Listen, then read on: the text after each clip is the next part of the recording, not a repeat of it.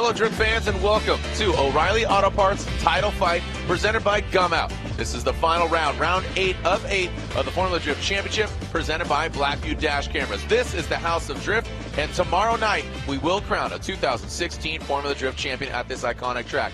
Joining you once again, we are your tour guides, Jarrod, DeAnda, Ryan, Sage, Ryan, an iconic track. I've heard the likes of, actually, if you backtrack, we potentially were not even going to be here. This is going to be torn down and going to be a mall. Yeah, and who knows how long we will be here. I mean, even at the beginning of the season, it was uncertain whether or not we were going to be able to go through with this event or have to move it to another Southern California location. There's a lot of politics surrounding it. We don't know if this thing is going to be swept away and made into a big mall, or if somehow or another the motorsports gods are going to give us a nice blessing and allow Irwindale Speedway to stay open. What we do know is we're here tonight and tomorrow to fight for a championship. There's 4 guys in the hunt, and a new champion or possibly a 3-time or 2-time champion is going to be crowned tomorrow. All right, so a lot at stake here this evening. Why do you think it's such an iconic track? I mean, the likes of Indy, Monaco, Talladega, I mean, those are iconic names, but in this drifting world, across the globe, not just the U.S., a lot of eyeballs are on this track. Why do you think, and we've seen such dynamic battles? I think fundamentally this is the history of drifting in the United States. This is where it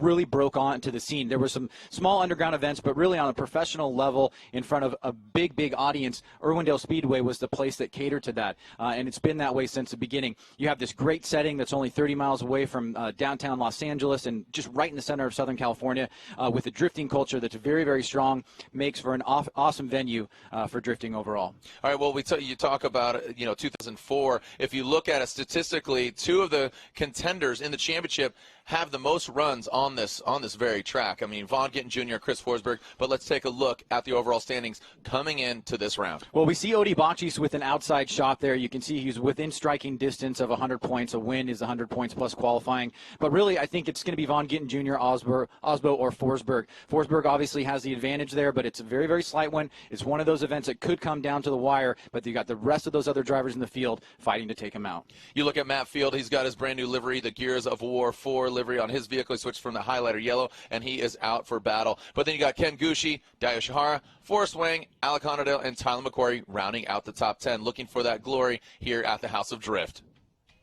And now we bring in Judge Ryan Lantane to talk about the judging of today's competition. We've got 2 days of competition. We start off today on Friday with qualifying. So, Ryan, what can the fans expect as far as the event format is concerned?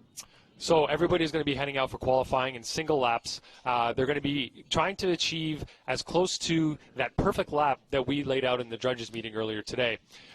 They're going to be looking for the best angle. We're going to be looking for the best line throughout the course, and we're going to be looking for them to achieve all the style aspects of what we asked in the drivers' meeting as well. So good initiation, good fluidity, and good commitment throughout the course. Well, let's talk about the track and see where you guys have allocated specific points for both line and angle, and then we'll talk a little bit about style after that. So first, to the track graphic, break down some of the points allocations for line and angle. So this is just a quick overlay to show you the difference between 2015 and 2016. 2016 being the thicker blue line, just to show you that we changed the finish area. So the last corner of the track, make it a little bit more fluid and a little bit more natural. Points-wise, we're looking at, we divided up the first outside zone into 2 5-point sections, as you can see on the map, and then we have inside clip 1 with 5 points. Outside zone 2 is also divided into 2, so 5 points for each of those sections. Inside clip 2 is 5, and the final outside little, kind of calling it an outside clip for 5 points as well at the finish line. So for fans keeping track of this at home, basically the line and angle points are mirrored at all aspects of the course. Absolutely. This map adheres to both the line and angle judging parameters. Okay, now let's talk about style. We have an acronym that we use called IFC. Break down what that is. So initiation. It used to be called impact. Now it's called initiation. We divide that into 3 different parts. We're looking for the rate to angle when they initiate. We're also looking for how early they're doing it and how smoothly they're initiating. Fluidity, we're looking for how smooth they are transitioning throughout the course. I like to say that fluidity is the rotational aspect of the vehicle, so how well it's rotating through the course as they transition throughout. And then the commitment side of things is throttle commitment, how well they're using the momentum and speed of the vehicle to achieve the outside zones and inside clips throughout the course. Now, obviously, if somebody goes just way too big and gets into an area where you're crossing over a threshold into what we would call a zero, these are the absolute zeros. What are those in qualifying. So spinning out, of course, is the ultimate. If you lose control and you spin out, that is a 0 right away. Opposite drift is drifting opposite of the direction you're supposed to be drifting in a certain area on the track. That would also be referred to as a 0. And then anything latchable opening up, so hood, hatch, trunk, anything that has a latch on it that could be distracting to another driver or considered unsafe will also be a 0 in qualifying. All right, well, that breaks it down for the judging criteria here with Ryan Lantane. We were at the O'Reilly's title fight presented by Gum Out at the Formula Drift Championship presented by Blackview Dash Cameras. Yeah, how we doing out there, drifting world? These are the Formula Drift Round 8 qualifying is about to begin. The title fight, the O'Reilly Auto Parts title fight, presented by Gum Out. This is, again, the final round, 8 of 8 of the Formula Drift Championship, presented by Blackview Dash Cameras. I'm Jarrod DeAnda. Ryan Sage is with me. Ryan, we are ready to get down, get heavy, get dirty, as the track has been massaged a little bit by the judges from previous years, and we've seen different, incarnations of this track. But specifically, what stands out in your mind? The changes that are either good, bad, or otherwise? It's really the last corner that's kind of been massaged a little bit more of a natural ending point. We saw quite a few drivers last year straightening out before the finish line. We want them to be drifting straight through. So rather than a hard kink that points towards the grandstands, it kind of is a little bit of a fade. And we're asking the drivers to get out to that wall so you have that dynamic part of the course that's there. But it should make for some great tandem. And we've seen some really good practice here today, so we'll get right into qualifying. As they exit the first rear clipping zone, they come into that first front clip. That's also been massaged a little bit. It's actually closer to the bleachers, which makes for kind of a less aggressive transition. They're not dropping down. So, talking with Lantane earlier, is just kind of off the mic, and I was talking about, I think the smoke trail is going to potentially be a point of interest going into tomorrow. Today, not an issue. You're out there by yourself. But again, the straight line's not so dip down and then bring it back. Yeah, well, we'll see what kind of role it plays, and we'll have Ryan on comms here as well. He can talk about some of the thought process that kind of went behind, just making some minor changes to the course. And everything is always kind of kept into the, the box of what can we do to make the show better. Oh, 100%. I mean, I think great competition with a great track makes for a good show. But overall, this season has been one for the books, as we're about to drop it like it's hot here in a little bit. And ripping and tearing, we're talking about Rob Nishida. He is our first driver. He had some issues there in the burnout box, but it looks like he came to the start line. Yeah, we heard over the comms that he had broken the burnout box, but he was able to get it back going again. So he's up on the line and ready to take his #1 qualifying run. All right, Rob Nishida, Achilles radial G37. Saw some great things from him earlier this year, and here we are again at the final fight. Rob Nishida Racing, Achilles radial G37 from Japan. We are live, Irwindale, California, local time, just about 4:25. Talking to some of the drivers, we'll get with that in a little bit. Here we go, Rob Nishida, our first official qualifying run, throwing it into the bank. Not as close and high and tight as he can be, but solid here with the angle. You can see we've now created the brackets, as I like to call them, indicating that rear clipping zone. Also some hash marks past that front clip into that second rear clipping zone. Rob Nishida lighting it up, getting to that rear clip. There it ends, coming back in the tight, nice in the first hash mark, and there's that final rear clipping zone. So a decent run there from Rob Nishida. I think it's a safe run. He could definitely push it harder, but gets a score on the board. Well, he starts off here. You can see those yellow lines that are marking basically the outer zone, the start and the finish of the outer zone. We also have those on the inside bank as well, and that is going to make for use for the fans and also for the judges and spotters to kind of see exactly what's going on here. Like you said, Robbie kind of starting off with a nice solid lead run or a nice qualifying run, getting it done there, and he will make it into tomorrow's competition, as we're sitting right on 32 drivers, and we'll see what kind of score he gets in the books. Yeah, you could call that a lead run, essentially, because he is our #1 qualifying driver. Yeah, Ryan, you mentioned 32. I'm looking at, yeah, so as here we are waiting for his score.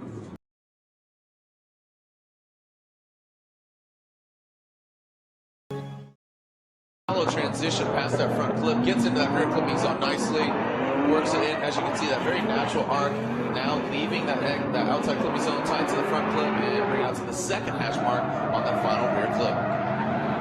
Checking a lot of the boxes there is Charles Ying, and let's bring in Ryan Lantane to talk a little bit about some of the thought process behind the course layout, some of the marks that you guys have made on the ground, and then some comments overall on Charles' run. Yeah, so this year we left outside zone 1 essentially the same. We didn't change anything in terms of the length or the positioning of outside zone 1. Inside clip 1, we actually brought it towards us a little bit more, so we made it less of a corner, and it's a little bit straighter through now for inside clip 1. And then outside zone 2, pretty much the same as last year. We might have shortened it a little bit, and just to make it a little bit more natural from outside zone 2 to inside clip 2. And then outside zone 3, or I guess you can call it touch and go, or a little outside clip right at the finish line. We just want to make sure they get wide at the finish line. So we kind of massage the track to make all that work together. Okay, so awaiting the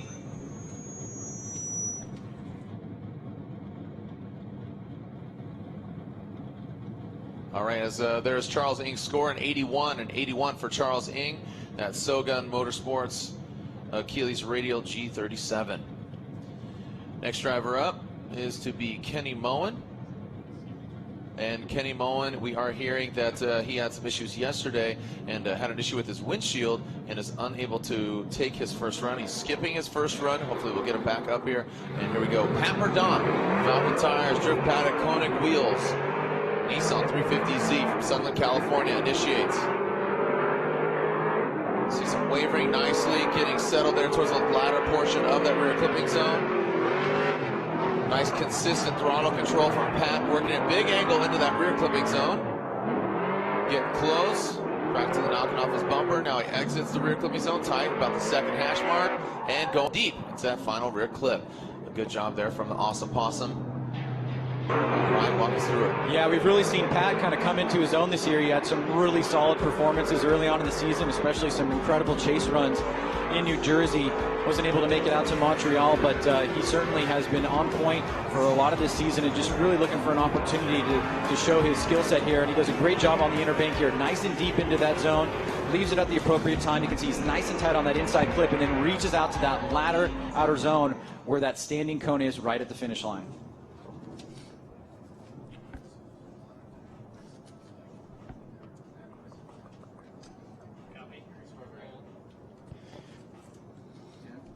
And there's Pat MORDAUNT's score, 72, a 72 for Pat MORDAUNT.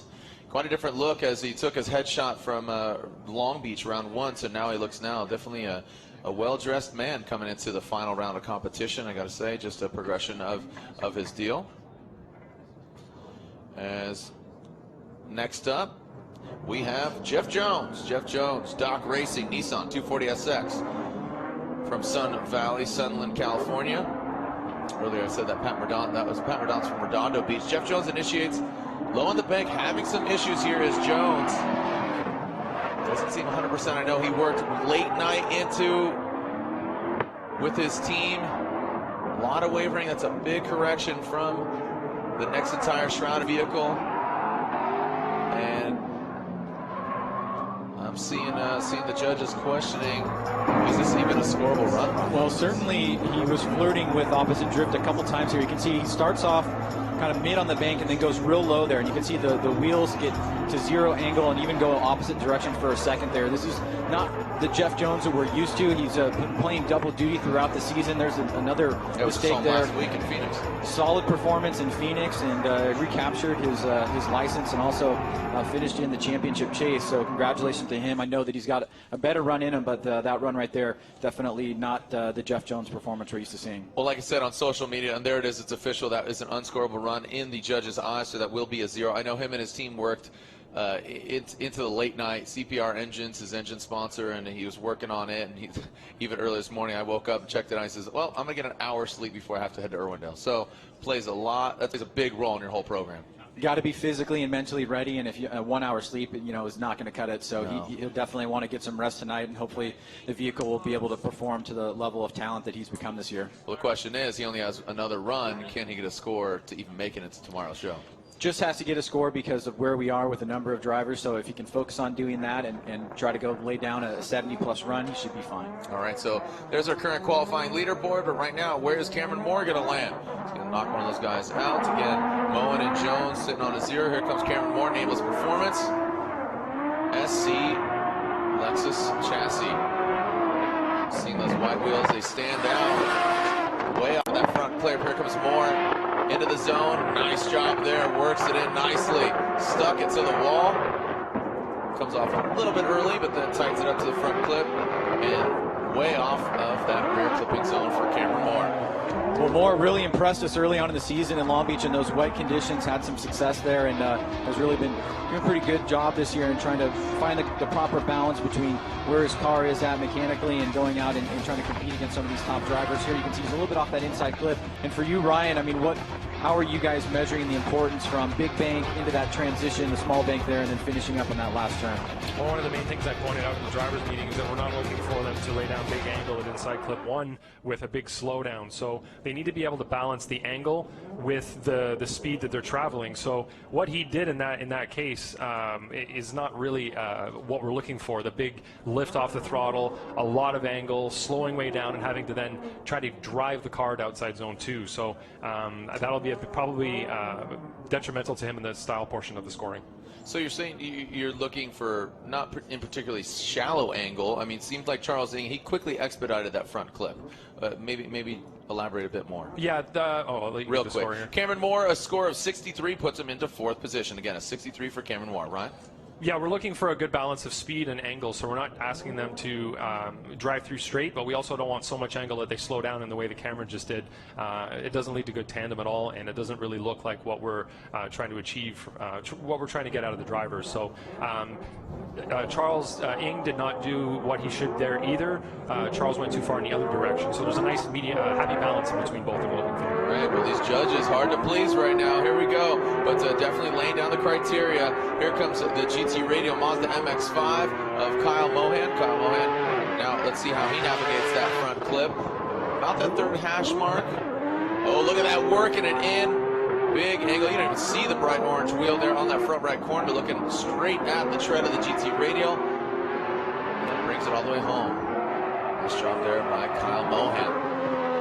So Kyle Mohan kicking off run number 1 here. You can see nice early initiation, getting into the box, staying on a mid-high line. Drops down just a little bit here, but he's within the range.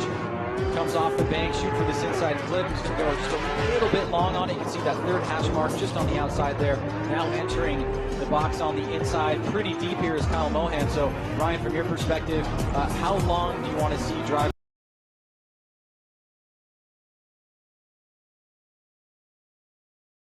Special amount of angle and the right amount of speed, but the boxes that we painted, they still need to be up. Is kind of split from the wall down to the inside of the track. That line is there to just kind of give us a reference, the drivers, the spotters, the fans, as to how far off the wall they might be if they've dropped down off the wall. All right, scores are in here for Kyle Mohan. See where he lands. 72, a 72 for Mohan. Puts him into currently 3rd position. Mohan with a 72 as Pat Gooden. I know his post yesterday as the hurricane ripping through Florida, and one's coming down, one's coming up. He was really stressed out yesterday as he resides in Florida, so thinking about his friends and family. And all he knows is Florida. Here we go. Pat Gooden now settled, shaking off that back bumper. Pencil on the hood, ISR on the doors and the corners. Here we go. Gooden falling down the bank, staying on the throttle. Nice job there. Into that rear clipping zone, the bumper hanging on, no big deal. Into that final front clip and bringing it all the way out to that rear clip. Nice styly exit there for Pat Gooden, but not the tightest on the beginning. Well, you can see, like you said, Jarrod losing the bumper there, at least half of it on initiation. He's on that mid-line of the bank. Like to see him get up a little bit higher there. You can see that yellow line marking the course where the judges want to see the drivers inside that box, and he's going to get back on the throttle right as he enters this inside line here. And Ryan, you mentioned quite a few things in the drivers meeting. One of the things you put the emphasis on is really trying to get the right line on the big bank, because it seems to set you up for the rest of the course. Was Pat able to do that? Yeah, if you don't have the right line coming off of the first outside zone, the first bank, it might throw you off for the rest of the track, and it's a difficult thing to try to catch up on. If you're off right away, it's sometimes difficult to recapture the proper line and angle while not making some big corrections and big mistakes to do so. So you really set yourself up by finishing off outside zone 1 with the right angle and line especially. Well, Pat Gooden finds himself with a score of 70. A score of 70 on his first run puts him into 5th position. All High Side Performance, BC Racing, Falcon Tires, and Pennzoil. Here we go. So next up, next driver, the IMR Racing vehicle of Alex Hilbrun. Alex from Lima, Peru, now living in Laguna Beach, California, the RTS Monster BMW M3. Alex Hilbrun, an exciting driver to watch, Pro 2 champion from last year. Let's see where Alex ends up overall. It's 2016, his rookie season here in Pro. Nice job so far. Supercharger working hard there on that V8 beast. Nice settling. You hear him lift up the throttle, working into that rear clipping zone. Nice job now. Boom, on that hashtag, and boom, a run. Man, an exciting run to watch there. Just a lot of smoke coming off the back of that Nitto Tire Shrouder vehicle. Well, so much of the storyline, the narrative coming into this event has been about the championship chase in the Pro Series, but another one is the Rookie of the Year, and Alex Hilbrun and Farouk Kugay, who are both right next to each other in the lineup, with Farouk just ahead of Alex, are battling it out for Rookie of the Year. You can see here Alex, a phenomenal driver, just tapping that wall on the inside. And Ryan, from your perspective, a pretty solid run number one from Alex. Yeah, good angle throughout the course. He did a pretty good job of hitting all the... Not huge angle, or how did you see that? No, that's he did a good job through there. He lifted a little bit, like we were saying. Real quick, he got an 80. Got an 80 there. Alex Hilbrun with a score of 80. Yeah. An 80 for. So next up, Farouk Kugay. Farouk on the start line. Let's see what he can do. He's been says this car is tired. Saw him in the pits, but you know what? He's gonna run it in, run it hard. Let's see where it takes him. Here comes Farouk. Big feint entry there into the rear clipping zone. Get a score on the board. We'll see him in the head-to-head tomorrow, as you said, Ryan, earlier. Oh, big angle. Can he salvage that? And no, that's not the reverse entry we're looking for. As Farouk, the Achilles radial smoke still in the cabin. That will be a 0 for Farouk. So one of already a few drivers receiving a 0. Quickly, Ryan, big mistake. Yeah, you can see Farouk starts off on the bank. He's another driver on that mid line here, trying to find his location, coming down off the bank, and as he transitions into the first inside flip, just an over rotation there. And that'll be a 0 for him on run number one, but he's got another one to go, and I'm sure he'll be fine.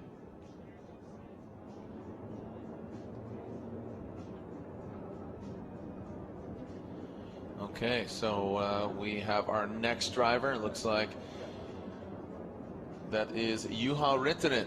Juha Rintanen up next, and now leaving the start line. Juha coming to us from Finland, Hämeenlinna to be exact. Light him up, angle, some wavering there now, looking like he's getting it dialed. Big lift coming into that second rear clipping zone, and now back on throttle.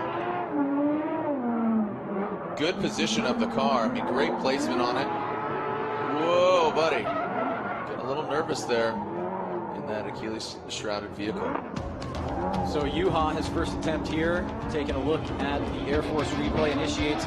Starts off with a good initiation, but as you said, Jarrod, a little bit of wavering here, trying to find his place up on the big bank. He's going to come down here and try to hit inside. Or nonetheless, Jonathan Castro, Mr. Castro from the Dominican Republic, Santo Domingo, in the Jarrod Metalldon Nexen tires, Toyota 86.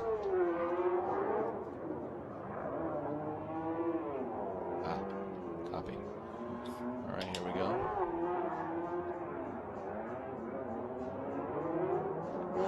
Castro leaving the start line. Let's see how they're fare on his first qualifying run. Castro, just seen some great glimmers of him really working it out in this GT86. Notably that round in Orlando, taking out Vaughn, getting junior right now. Looks like it's coming together for him. A little quick transition there prior to that front clipping point of where he should be. Seen a lot of drivers now look like he zeroes in on that rear clipping zone, tights in that front clip, and about the second hash mark there for Mr. Castro. Ryan, walk us through it, or I should say Ryan's walk us through it again. Yeah, there's definitely moments in this. So all these little things play a role. Castro starts off his run with a pretty solid lead. Ryan, what was your take on that? Yeah, his transition was a little bit, I don't know what the word is. He wasn't quite as aggressive. It was a little bit safe, and again, that's what we see a lot in the first run. So he put together an okay run, though. Nothing crazy, but nothing to garner any zeros or anything like that. So he's definitely going to get a score. Okay, so we are now seeing Jonathan Castro with a 69, dude. As Jonathan Castro is 69, puts him into 7th position. Yeah, I think tentative is the right word there. Lantain just wrapping around that front clip, and it didn't seem exactly the time of which he should have transitioned as well.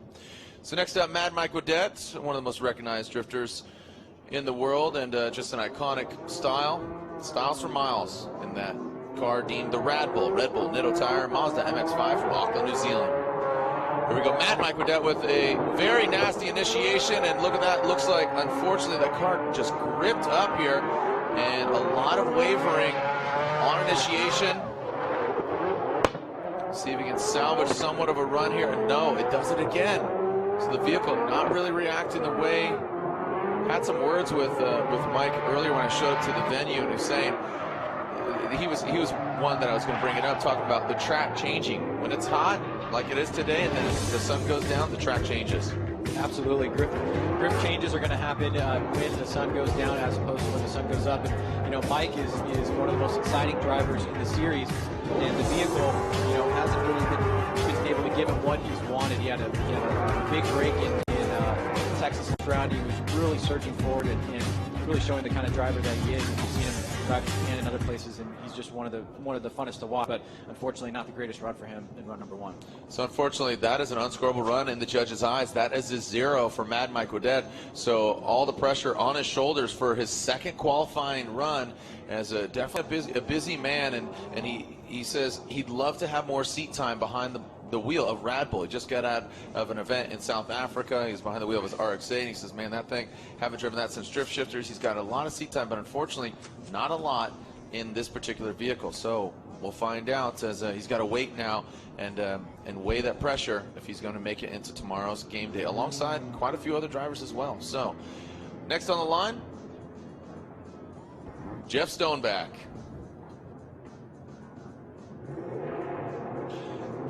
Jeff Stone Cold Stoneback here in his 370Z through the start chicane. And there we go. Nice flick of the wrist into the rear clipping zone. Big angle there from Stoneback. Nice smoke coming off the Hankook tires. How's he going to handle his front clip? Not as deep angle, kind of quickly gets to it, that 3rd hash mark. Fairly safe on that rear clipping zone, tight to that front clip, and tight to that final rear clip. Stone Cold Stoneback, put down a run, get him in the show. Well, another driver that I want to put an underline underneath in terms of very impressive driving coming out of Texas. Some of the greatest battles that we saw came from the hands of Stoneback. As he starts off his run here at Irwindale, he's looking to carry that momentum. You can see right there he's on that 2nd and 3rd hash mark on that first inside clip. Gets back on the throttle here on the inside bank. Leaves it just a little bit early. Like to see him get a little bit deeper there. And Ryan, from your perspective, how did Jeff do on both? On the safe side, I guess you could say. You did pretty well on inside clip 1, which is, of course, right in front of us here, so we can really see what they're doing very clearly. And he could have had a little bit more angle, but he had a pretty good rotation through here and getting hopped up to ready to see our next battle. Who's going to be our number 1 qualifier? As points are at stake. 74 for Stoneback, puts him into 3rd position. So as you said, Ryan, a safe run, but still good. Definitely has some in the tank, for lack of a better term. We'll see how he does on a 2nd qualifying run, but right now looks like it is JTP, Justin Pollock.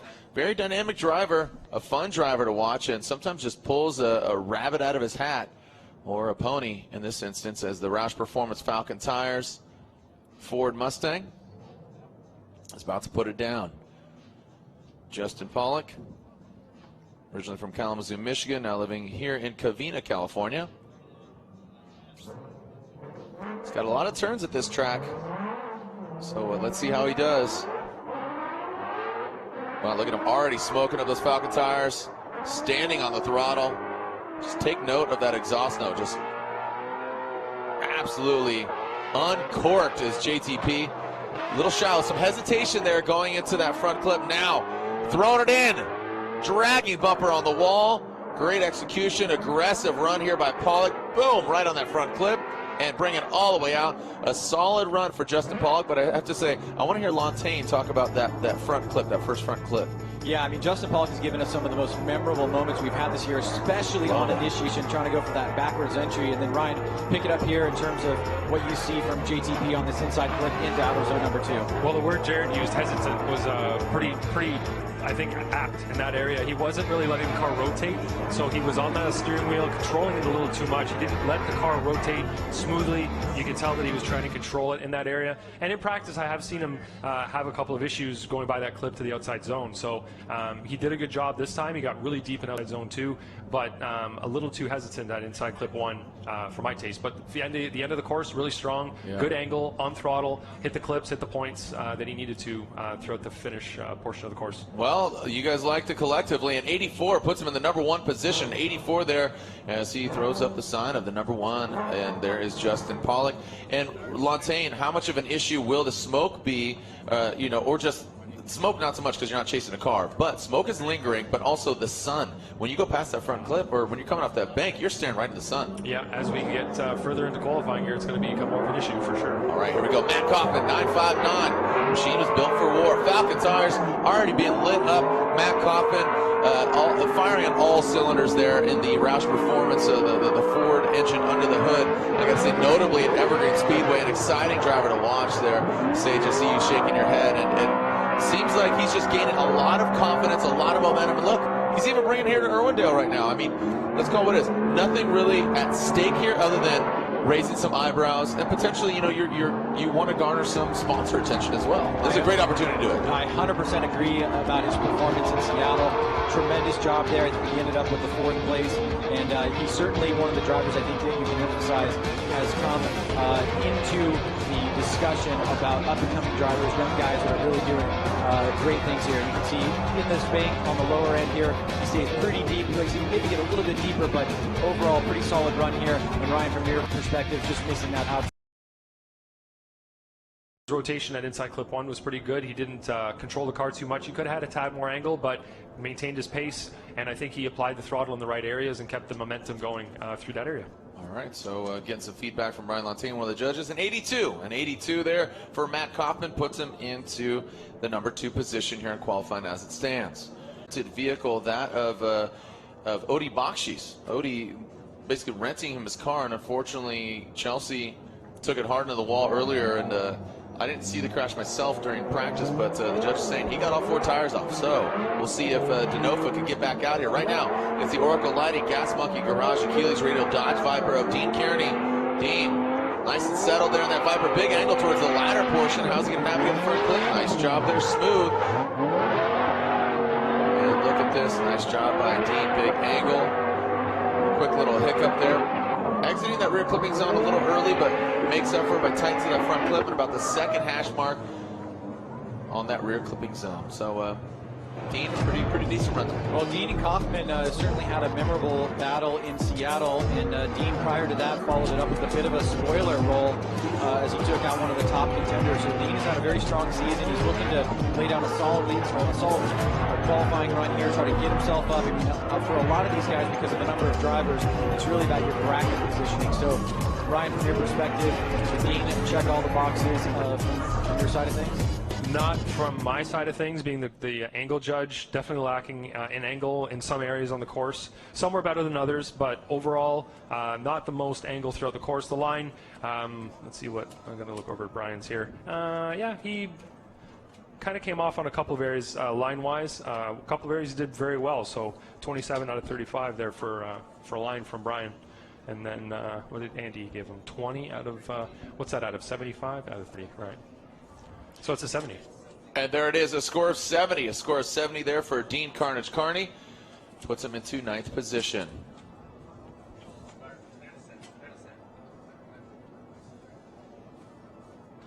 All right, here we go. The loudmouth exhaust Achilles radial BMW of Michael Essa. Stretching out his hamstrings here as he's going to be at a full sprint here towards that first rear clipping zone. The former Formula Drove champion back behind the wheel of BMW. A lot of fans elated to see him back behind the wheel of BMW. Took a stint there behind the wheel of a Camaro, and now nice job there. He knows this bank. He knows it all too well.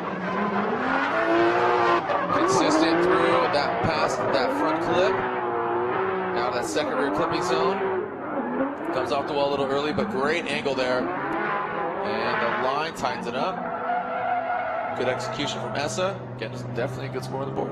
And certainly what we've seen from Essa this year is really starting to master the balance of speed and grip that you need, along with keeping high angle in the car. We've seen some phenomenal runs from him. You can see a bit of wavering coming off the bank there, and he goes a little bit long on that first inside slip. Good angle here on the inner bank, but trying to get that bumper as deep into that zone as you can. And from your perspective, Brian, how did Essa finish off his run? He did pretty solid angle-wise, pretty high score for myself. He had an area of lift, I guess you could say. He lifted off the throttle a little bit at inside clip 1, a little prematurely, I guess. We like to see on throttle by the clip and more of a lift at the rotation to get out to outside zone 2. It takes a lot of commitment to do that, and the style judge is rewarding the drivers pretty highly, the ones that do that. We have seen quite a few of them do it in practice. Only a couple weren't doing it in practice, so we're hoping that in the second maybe run of qualifying they'll be a little bit more aggressive and showing that off a little bit more. We have to think strategy too. You want to get a score on the board, and Michael Essa does that, but in a grand fashion, 82. And 82 puts him into second position. Yeah, it is a risky thing to do, to stay on throttle and throw the car out that wall. So it's something that they might reserve for tandem competition when they're trying to outdo the other driver, or perhaps for the second run of qualifying if they're really trying to be aggressive and get higher up in the qualifying ladder.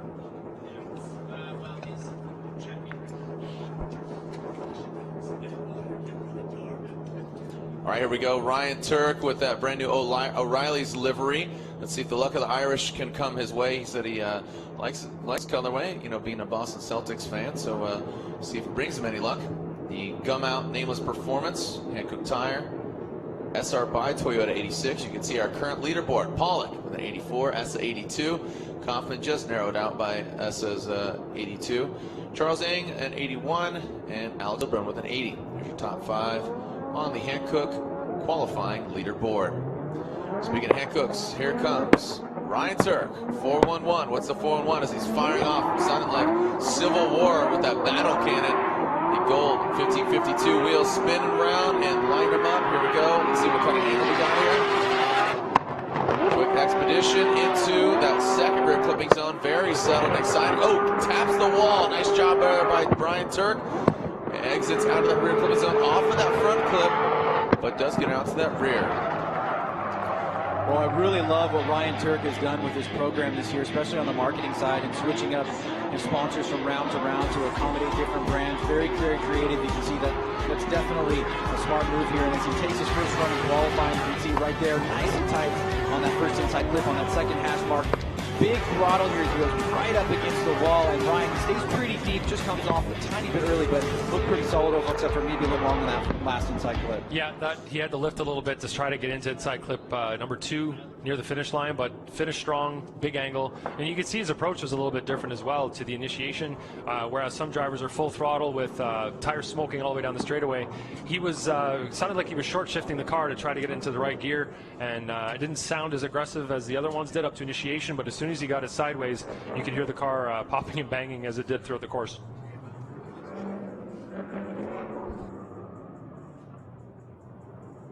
And there's Ryan Turk's score at 82. Another driver with a score of 82 puts him into third position. So Ryan Turk, Gum Out, Hankook Tire, Nameless Performance, and of course O'Reilly's on the hood of his SR by Toyota 86.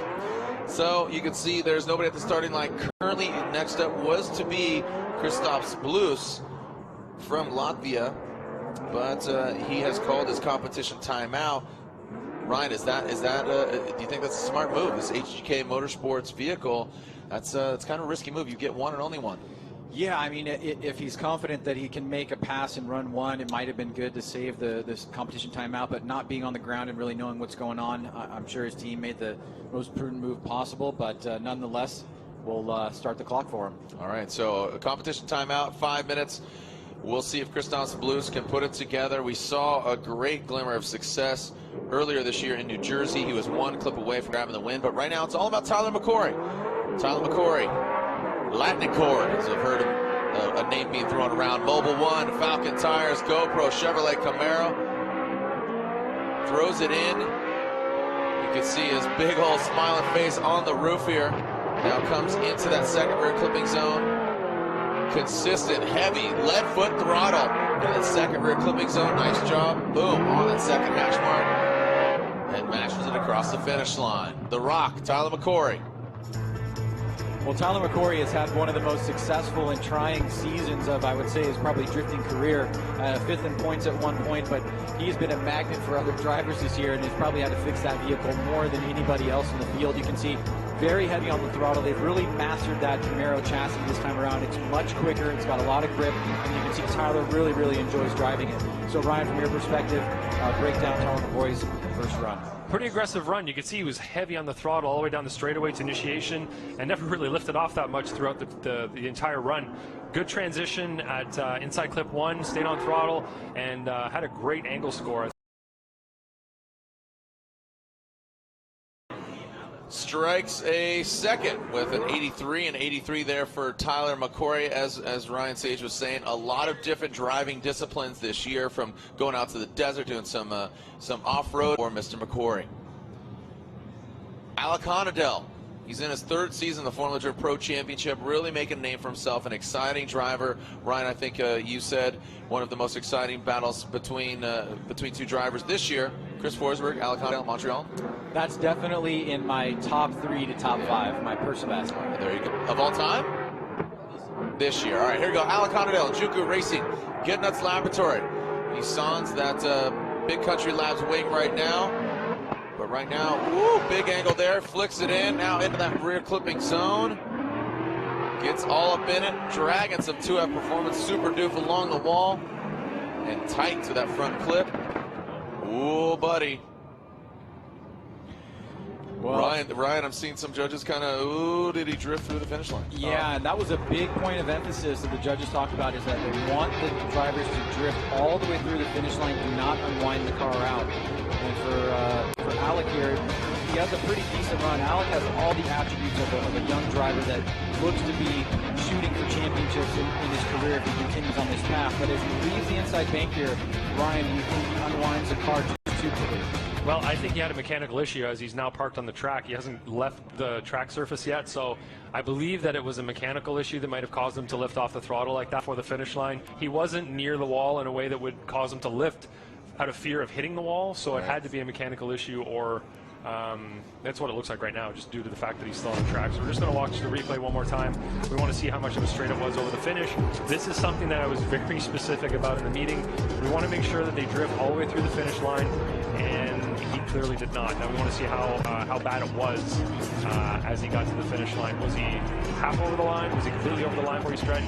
So we're going to try to get maybe see if they can get this slow motion here. Oh, it is. It's a photo finish right now. Yeah, he rotated before the finish line. So yeah, his back tires, it seems that he countered back, and as you can see, there's a flatbed out here, so he has bigger problems than straightening out. As right now, he's currently, I have to assume he's going to be sitting on a 0. That's unofficial until the judges throw it out there, and we always say unofficial until we actually have our final drivers meeting. There was some. And there it is. It is a 0 for Alec Honadell. Unfortunately, as you said, Ryan, he straightened out. His back wheels were on the other side of the finish line. Yeah, and for some people that think we might be a little bit sticky with this, we need to make sure that the drivers are doing the absolute best they can throughout the entire run, and straightening up over the finish line. It's not something that we can really overlook. It's such a simple thing to stay on throttle through the finish. And in this situation, I'm not blaming Alec in any way whatsoever for doing that, as clearly it was a mechanical issue. But in the past, we've had some drivers with fully functioning cars, last year in particular, where they would straighten up before the finish line just to get the car rotated to get back around that pole for some reason. It is important to finish the track. It is a motorsport, and as they say, what you start, you got to finish. Yeah, from start line to finish line, you have to be in drift, and if you straighten up at any point within the run, even if it is half the car over the finish line like he just did, we can't give a score for that, to be fair to everybody else. And we know we've had questions in the drivers' meeting. What happens if I tap the wall and spin the car out as I go over the finish? And it's all these little tiny situations that we need to try to plan for, but really, we don't want to have to give 0s for these, but in that case, there's nothing else we can do. Ryan, you're open.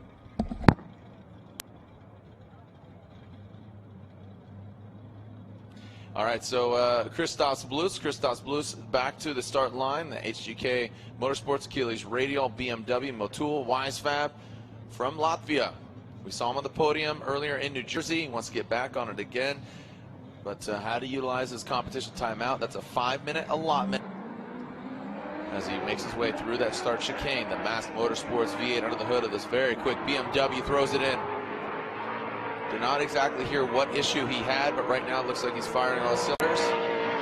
Transition past the front clip, a wide overshot by Blues into that second rear clipping zone. Consistent throttle, not exactly hitting the line portion, but exciting to watch nonetheless, Ryan. Well, no doubt in my mind that Kristaps Blues would have received his first victory in Orlando had he been able to stay on angle for the last and final corner against Frederick Gosbo. Ended up getting second place, but he was certainly the most aggressive driver of that weekend, especially in the chase position. Here he starts out, you can see he's a little bit long on that first inside clip coming off the bank. Tiny bit of wavering here, good smoke line as he leaves that final outer zone. But what are some of the key takeaways here from Kristaps' run, Ryan? Yeah, a relatively safe run, no crazy angle. The transitions were well controlled, but nothing really explosive, I guess, for this run. He was good on throttle, though. Good throttle commitment throughout the course. He just had that slight lift at inside clip 1, but other than that, it was a pretty good run, but just nothing too crazy, I guess you could say. Okay, so Kristaps waiting for his score, and the scores are in for Blues. 64 there for Kristaps. So you can see how detrimental that was to his score. As you said, nothing too crazy, nothing too exemplary, or that X factor that's like, holy cow. So Kristaps does get a score on the board. Now another driver, kind of the hit heard around the world earlier this year in New Jersey, Forrest Wang, a quick expedited retirement. He's back at it again, but he's back behind the wheel of an S14. From what I'm understanding, he had problems with his S15 yesterday, so here he is in this S14 chassis, getting its laboratory vehicle. On Hankook tires, brings it out of that rear clipping zone into the front clip, transitions in. Nice job there, and throwing it in. Into the rear clipping zone. Nice job there by Wang. And past that final rear clipping zone. Forrest Wang putting it down. Hankook tires, getting its laboratory lead scientist. Well, like you said, Jarrod, fortunately for Forrest, having to go to the backup car here after blowing the motor yesterday in his S15. You can see still holding that big angle coming off the bank, moving into that first inside clip pretty tight there. A good balance of angle and momentum. And then on the inside bank here, a little bit of wavering. Brian, what's your take from Forrest here as he's in a new vehicle, trying to get acclimated to this course? Well, Forrest is typically the poster child for the big angle with a little bit slower near inside clips, and he wears that title proudly, I'd say. He did it in Montreal, and of course, like you said, the hit hurled around the world in New Jersey. But here he did an excellent job at inside clip 1 of staying on the throttle, keeping his momentum up, and using just the right amount of angle to get through there. It was a really well done section of the track. Angle-wise, he did pretty well. A couple of low-angle areas, but there he goes, the score of 77. And there it is, Forrest Wang with a 77. A 77 there for Forrest Wang.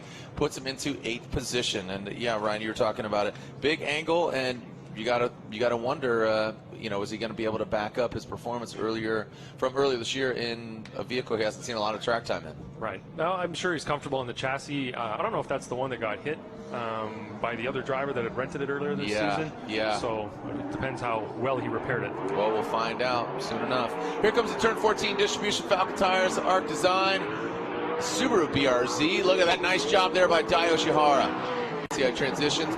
Nice on that front clip. He has a lot of track time here at Irwindale.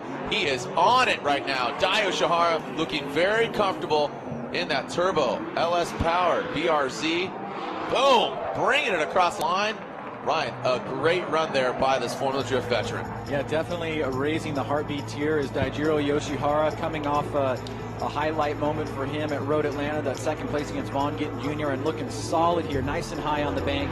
You can see good fluid transition onto the inside there, right across the hash mark, super close, and then staying committed on the inside. Brian, from your perspective, this is a pretty solid first run for DAIJIRO YOSHIHARA in my mind. Yes, it is, and you can see that when they're committed on throttle by inside clip 1 with the right amount of speed, maintaining the momentum through there, it really allows them to fill outside zone 2 in an impressive way. I just heard Andy kind of go ooh as he was going into outside zone 2 because he went in deep really early, and it looks really exciting, it looks dangerous, and that's kind of what happens when you set yourself up properly in the early portion of the course. So you can see that from Andy's side of things in style, a pretty high score. The commitment is and fluidity are really high. So he did a really good job from the style side of things. And waiting for DAIJIRO. Ryan, what do you think? Sage, is this going to be our new #1 qualifier? I'm gonna go yeah. 84? Can you beat an 84? I think so. 89, there you go, an 89 for DAIJIRO. He is your new #1 qualifier. We'll see if that holds firm as we are now into our top 6 drivers. Ken Gushi up next, and Ken having some steering issues yesterday, and then boom, pops the engine. If you can recall last year, I don't want to curse it, but he went through 3 engines last year. I mean, this Formula, again, there's a handful of Formula 0 veterans, and if you look at it, DAIJIRO, Ken Gushi, Vonkin Jr., Chris Forsberg, and I think that's it. As far as veterans from year 1, and Gushi is one of them. Here we go. The Boost Brigade, let's call it what is the Gretty Performance. Next in tires, SR by Toyota 86. There is Gushi, big angle there. Did he bite off more than he could chew? Slick past that front clip. Seem to not have too many shoes right now compared to yesterday. Dials it in, ticks the boxes. Oh, look at that, throwing some more angle at it there towards the end, making a little pucker effect there towards the latter portion of the track. Yeah, make here just super impressive, just threading the needle towards the end, right? Yeah, he had a couple of areas where his angle wavered. His line wasn't 100% throughout the course. He might have. He did pretty well though. He only got knocked about 4 points on the line. It won't be a top qualifier, but it's a good first run for sure. And Ken Gushi with a 79 there for Ken Gushi.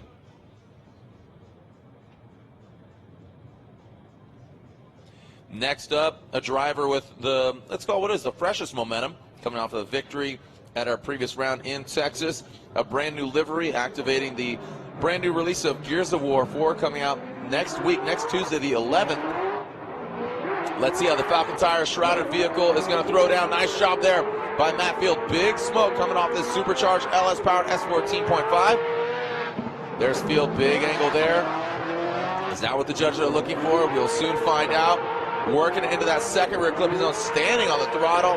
The Beast from the Bay living up to his name, but then just overshooting that front clip, but brings it up nicely to that rear clipping zone, and the evidence strewn about the track. Ryan? Yeah, certainly the most momentum in his camp right now is that of Matt Field in signing that new sponsor for this event. Congratulations to him. He certainly is very confident in his driving, and this is a track that he's done well at before many times in the past. Here he is going deep into this bank here, trying to find the angle and the line. You can see right up against the wall there. Comes off just a tiny bit early as he aims up and goes a little bit long on that last inside clip right there, Ryan. But from your perspective, how was Matt Field's run? That was a pretty high energy run. He was on throttle very aggressively through the majority of the course. Looks like he did pretty well on the line side of things, looking over at the line judge. And style-wise, could have done a little bit better on style, it looks like. He might have had some, I did see some bobbles and some mild corrections, but overall, on the angle side of things, he got a pretty high score of 32. And there it is, an 83, all equating to an 83 from our judges. As you said, 30, 32, and 21 in the style category, equating to an 83 on his first run. Gears of War 4 Falcon Tire Drift Cave Black Tracks Performance Vortex Supercharged LS 14.5. Odie Bakshi's currently 4th, and Ryan, we're talking about the championship. Crazy offshoot. Wild things would need to happen to our top 3 drivers in order for Odie to really go for this 2016 championship. Yeah, he's within a shot. He's got less than 100 points, but yeah, certainly some big things would need to happen to the top 3 guys. Here we go, the drifts wheels going around with Falcon Tires on the corners. Arc Performance, nice job there into that rear clipping zone. Field suspension being put to the test in the second rear clipping zone. Really, some wavering. Saw it look like he was about to go into the wall. He just massaged it, but sticks it to the wall there. Past that front clip. Exciting run. Some bobbles there, but I like Ryan's word. Makes it look scary. Yeah, he certainly kept the excitement level up. Odie with that win in Seattle, cementing his position in the chase. And, he's a bit outside, but he's going to be pushing hard to try to take everybody out as he possibly can. You can see there's those little waving, those little bobbles right there. That'll have an effect on the style side of things, but right on that wall on the inside bank, Brian Montaigne. Yeah, he was good on the throttle throughout the course. He only had that little lift at inside clip 1. He, as you said, the bobbles at outside zone 2, you could tell he wasn't quite as confident heading into that zone as he could have been, and it caused him to kind of check up a little bit.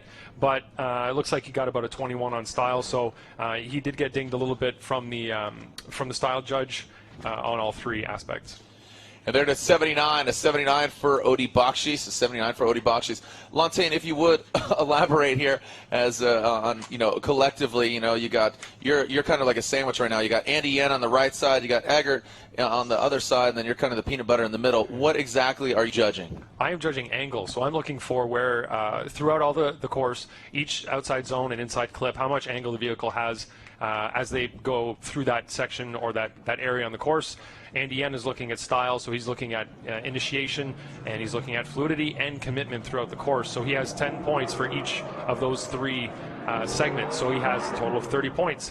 And then Brian Eggert is looking at the line portion, so how close the drivers are getting to the outside zones, how close they're getting to the inside clips throughout the course. There are 5 different scored sections throughout the course, or sorry, 7 scored sections, because we do take 2 of the zones and split them in 2 to be able to get better points for those long zones.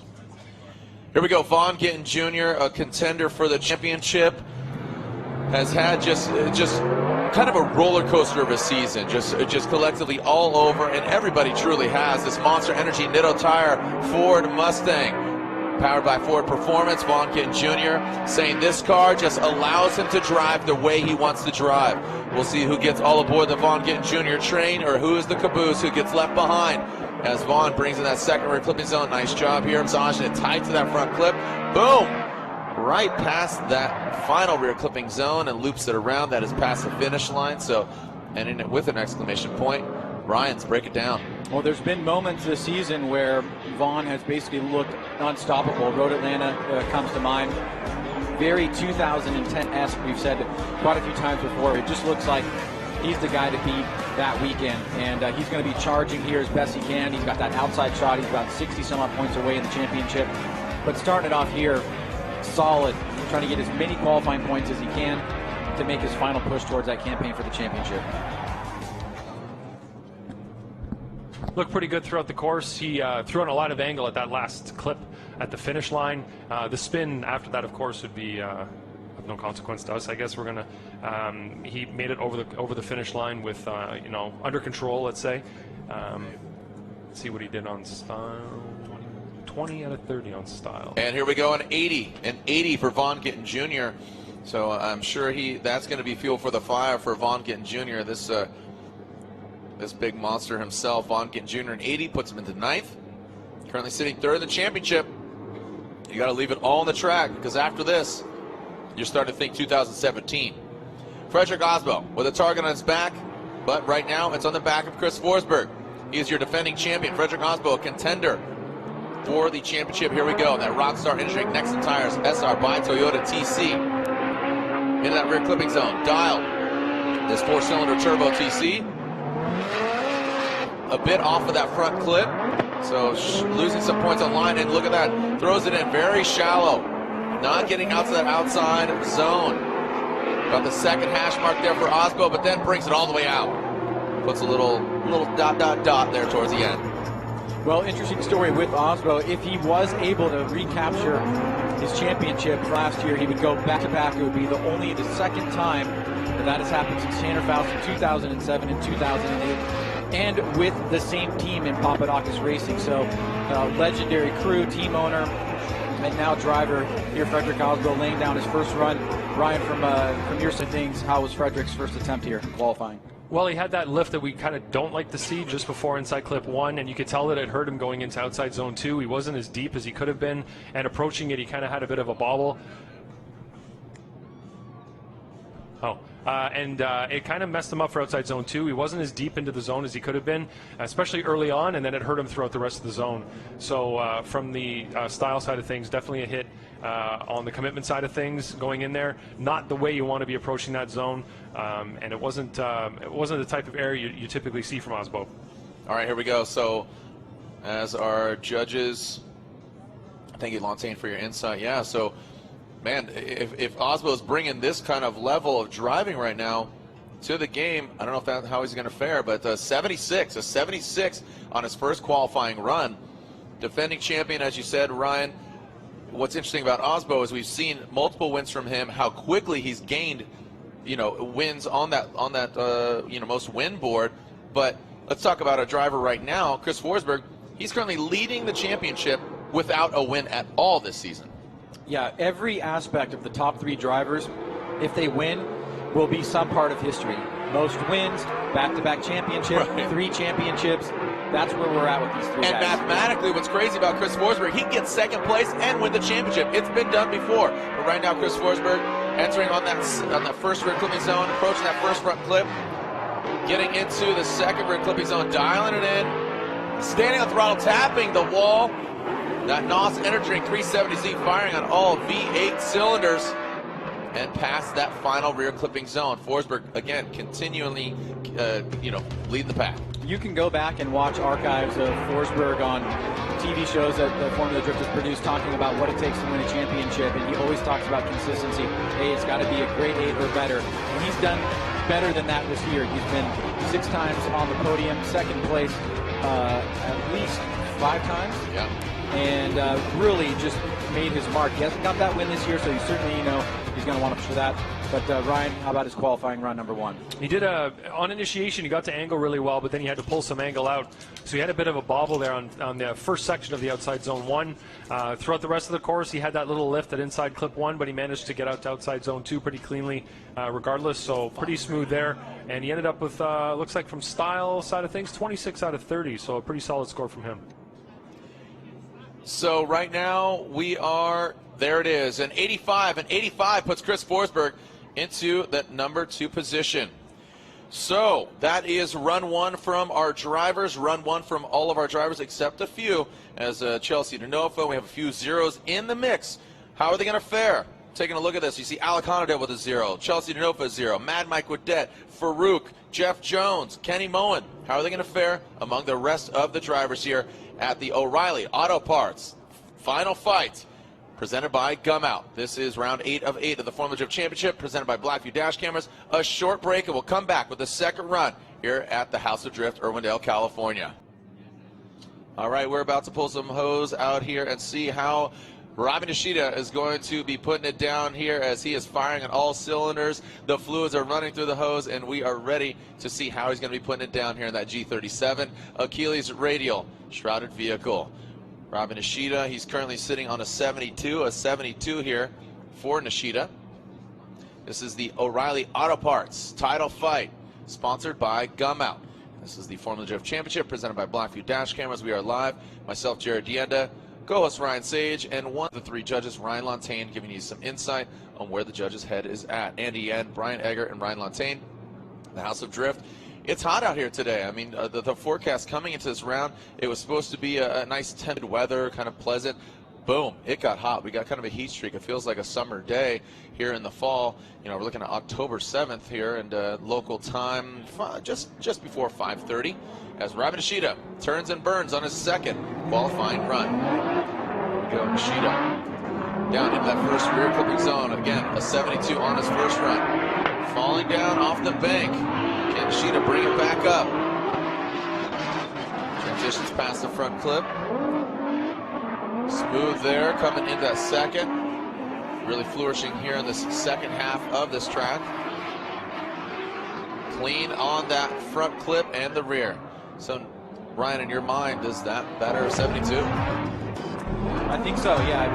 Robbie is kind of on a mid-high line here. The fluidity aspect of it struggled a little bit right there on the bank, but I think the second part of the run here, as he's on that second hash mark, he's going to get pretty deep into this outer zone here. He's going to stay locked in there, come off a little bit early. I think it should be enough to better his first score, but Ryan, from your position, was that better than run number one? I would say so, yeah. He was really good on throttle. I love the there, 8 out of 10 for fluidity, so.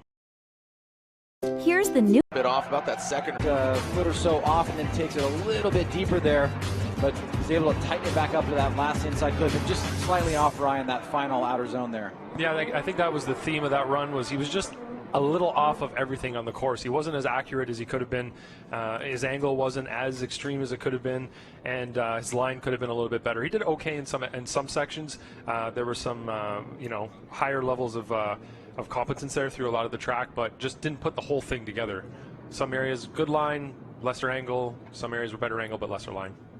And Charles Ng with an 81, so he looks like, or excuse me, a 76. A 76 on his second run. His first run, an 81, stands to be the better of the two.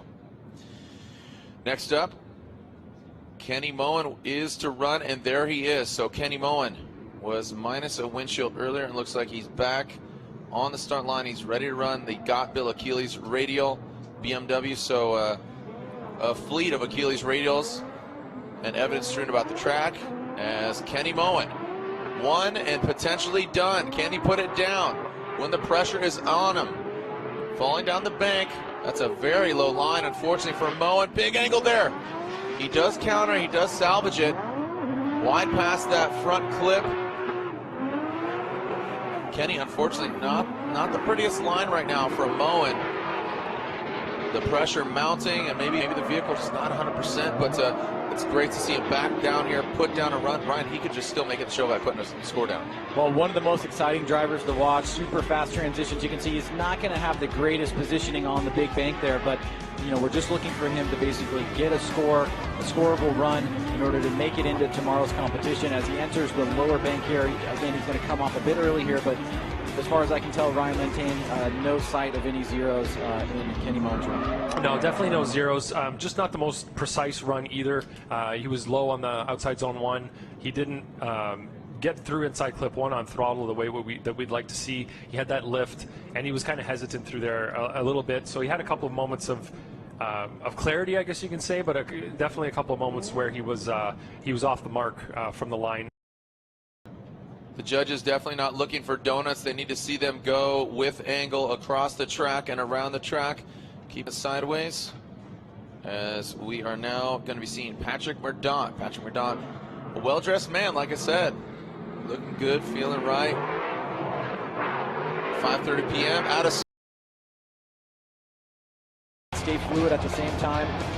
Entering the lower bank here, he makes contact with it, keeps some angle in the wheels, and then right there, a big correction as he tries to hold it together as he crosses the finish line. Ryan? Yeah, from the angle side of things, definitely a lot of corrections. Not the run that he was hoping for, I don't imagine, to try to beat that previous 63. I heard Andy, the style judge, go ooh at one point, so that's never good. We got a 13 out of 30 for 15 out of 30 from the style judge. So a lot of corrections and some issues throughout the course. Never really looked settled. Didn't look too comfortable. Looked like he was fighting the car a little bit. So not the best run from him, unfortunately. Some would say not the prettiest. Not the prettiest. I've heard that before. A 50 on his second run for Cameron Moore. So excuse me, it was a 63. Somebody handed me a note here that had a 65 on here, but 63 on his first run, a 50 on his second, so the 63 will stand to be the better of the two.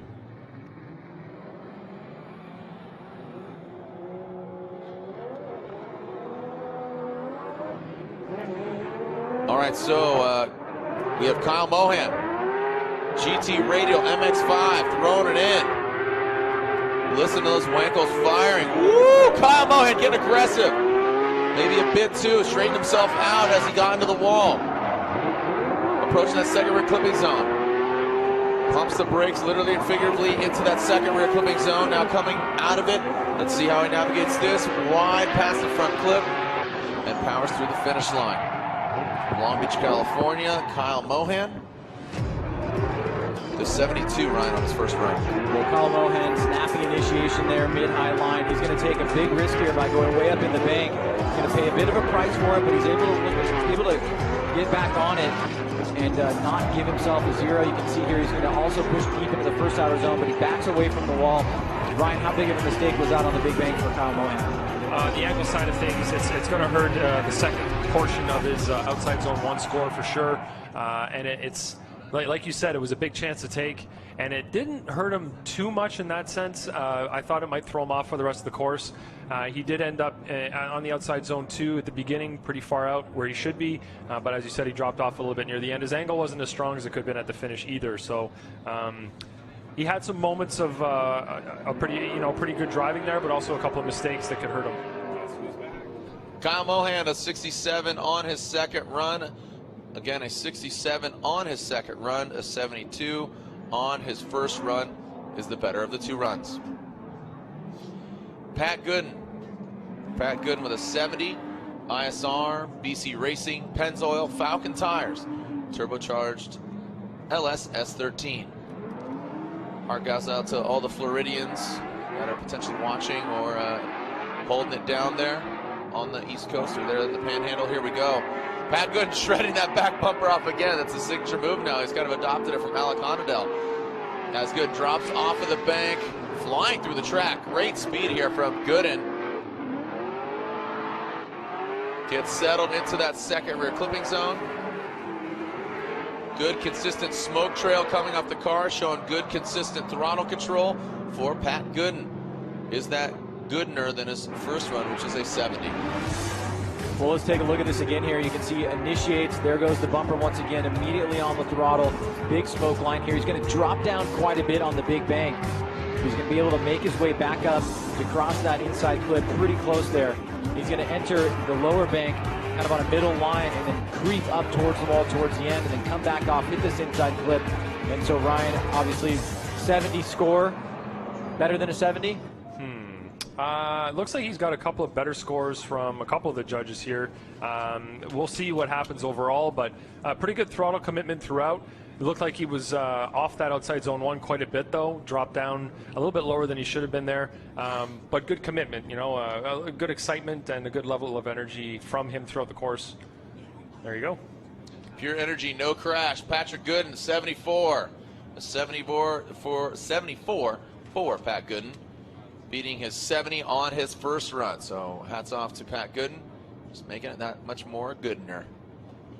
Next up, Alex Hilbrun, a solid score of 80. A solid score of 80, bless you, Ryan Sage, as he's about to throw some pollen in the air as well, some Nitto tire particulates. Coming to us from Lima, Peru, now living here in Laguna Beach, California, Alex Hilbrun. Yeah, getting hood with it. Look at it, slamming that bumper. The trunk being popped up. Getting hood, getting trunk, getting all of it. Coming to that second rear clipping zone. Shredding some weight, but throwing himself off there. Not all the way deep in that second rear clip. Man, sacrificing the back end of that vehicle.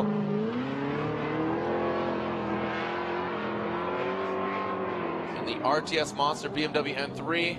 Ryan, is that a bit of frustration there? Is that kind of a little angry throttle? Possibly, but I mean, he definitely has a nice 1-2-3 combo here against the bank. You can see right here, the first one, 1, 2, and the third one was right before that. But as he comes off the bank in this first inside flip, he's going to make an adjustment here and going to come off the line a little bit, get down a little bit low on the bank. So he may have just mistimed that, may have got out of whack from taking the bank up on the big bank. But Ryan, from your perspective, how big were those corrections? Well, the hits on the wall are definitely going to be a hit from the angle side of things because of his angle fluctuating as he was going through there. Style-wise, let's see what Andy was giving him here. Yeah, style-wise, he definitely got hit on his fluidity because of that as well. It might look cool for a second to have the bumper up in the wall, but the corrections and the fluctuations in angle and speed as you're doing that are gonna hurt your score for sure.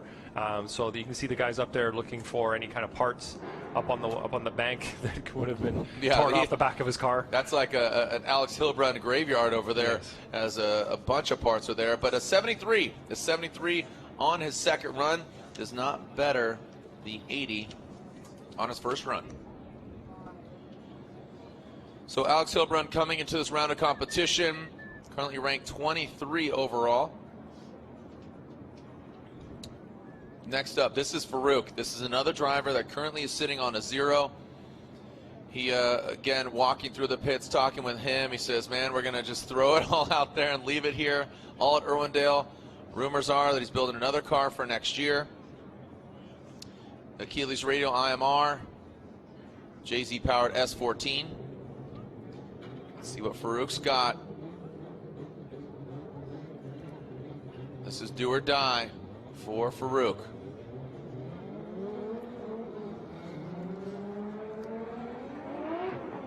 Here he comes down the pipe. Feint entry, throws it in. And there it is, dropping down, keeping it consistent. This is where he kind of looped it last round, way off of that front clip, bringing in that second rear clipping zone. Holding on to, I mean, a run. Kind of a lackluster run there. I mean, just off the clips, but he kept the angle. He put it together. I know that car is tired and just needs to put a score on the board. And we see judges' fingers clicking into their pads right here, so that's a good sign for Farouk. The actual score is not really going to matter too much. He'll be in the show for tomorrow, have an opportunity to do a 1 over, 2 over, 3 over, 10 over on his vehicle tonight, whatever he needs to do to get ready. But nonetheless, he should be in the show. The problem lies now is who he goes against. Because what kind of caliber? I mean, if you're watching Farouk, fortunately there's practice tomorrow. But right now, I'm nervous if I'm going against Farouk at this point. I mean, he's a great guy. We've seen some great things from him in the past. You know, he earned his license through the Golden Gate Drift Sanction Body. But you know that's where it gets a little sticky. Yeah, you definitely, if you're a championship contender and you're looking to have the most favorable positioning, number 1, number 2, possibly number 3 qualifier is what you got to go for here, because you know we're going to have, if we've got at least 1 0 that's not going to make it in, and possibly another one for a few guys that did not score on run number 1.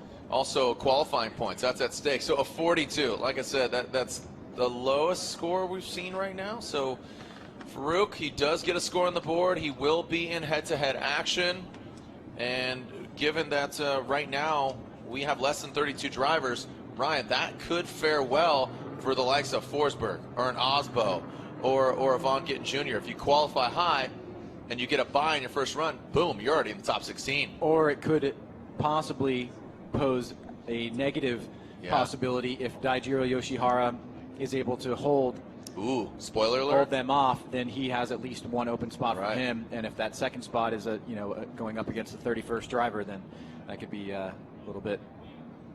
Yeah, so could get hairy here. Could get interesting, and some people just discredit qualifying.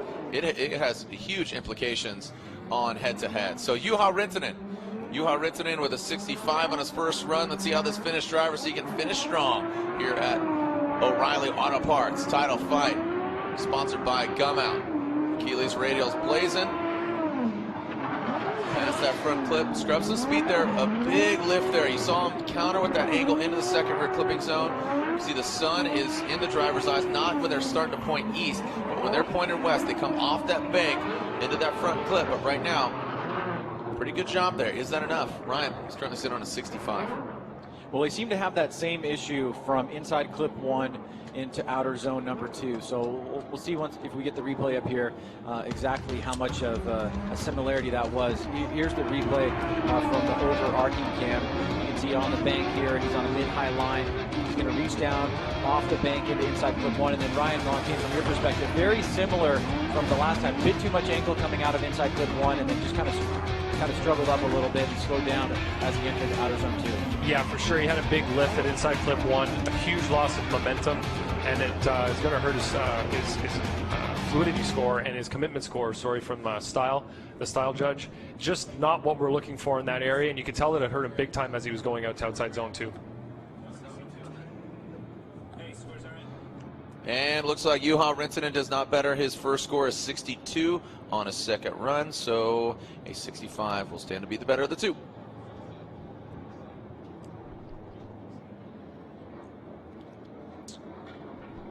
Next up, Jonathan Castro. You can see him there on the start line. The Metal Dome, next entire Toyota 86 from Santo Domingo. The Republic. Jonathan Castro into that first rear clipping zone. Good consistent smoke trail, slowly inching its way up. Maybe got a little nervous there. Ooh, big angle. Similar to what he did on that first run, and look at it, throws him off. Unfortunate for Castro, that will be a 0, but Castro is currently sitting on a 69. So Castro, 69 on his first run. This is just a wash. Ball forward, take a walk. Well, this is pretty similar to what Ryan was talking about in terms of your line and how it may have an impact on the rest of your run. Castro's going to start off pretty decent here on the bank, but as he comes off the bank in the inside clip 1, he's going to throw a lot of angle here on the inside clip, and then as he transitions back around, he's going to scoot way down on the bank, and he's not going to be able to hold that angle. Ryan, is that an example of kind of what you're talking about in terms of the approach and the line and how that might have an impact on certain parts of the course? Yes, it's a miscalculation. He threw too much angle at inside clip 1, lifted too much as well, so he lost all of his momentum. And then you could see as he got back on throttle, he just didn't have the momentum and the proper line to get him out to outside zone 2. Ended up way on the inside, and he knew that at that point there was no way to salvage the run, so just drove back to the pit area. So it is important to stay on throttle and really be committed through inside clip 1, or else you'll never make it out to outside zone 2 the way that we have asked them to. All right, here we go. Mad Mike Wadette for this Kiwi and that Rad Bull. He needs to put down a score. He has a 0 on his first run. Throw some more angle at it. A lot more angle. Definitely rode high on the bank, but not completely settled. Here we go into that second rear clipping zone for the Red Bull Nitto Tires Mazda MX-5. Mad Mike approaching that final front clip and the rear clipping zone and brings it all the way across. Ryan, I believe that will be a score. So again, he has a 0. He needed to put down a run.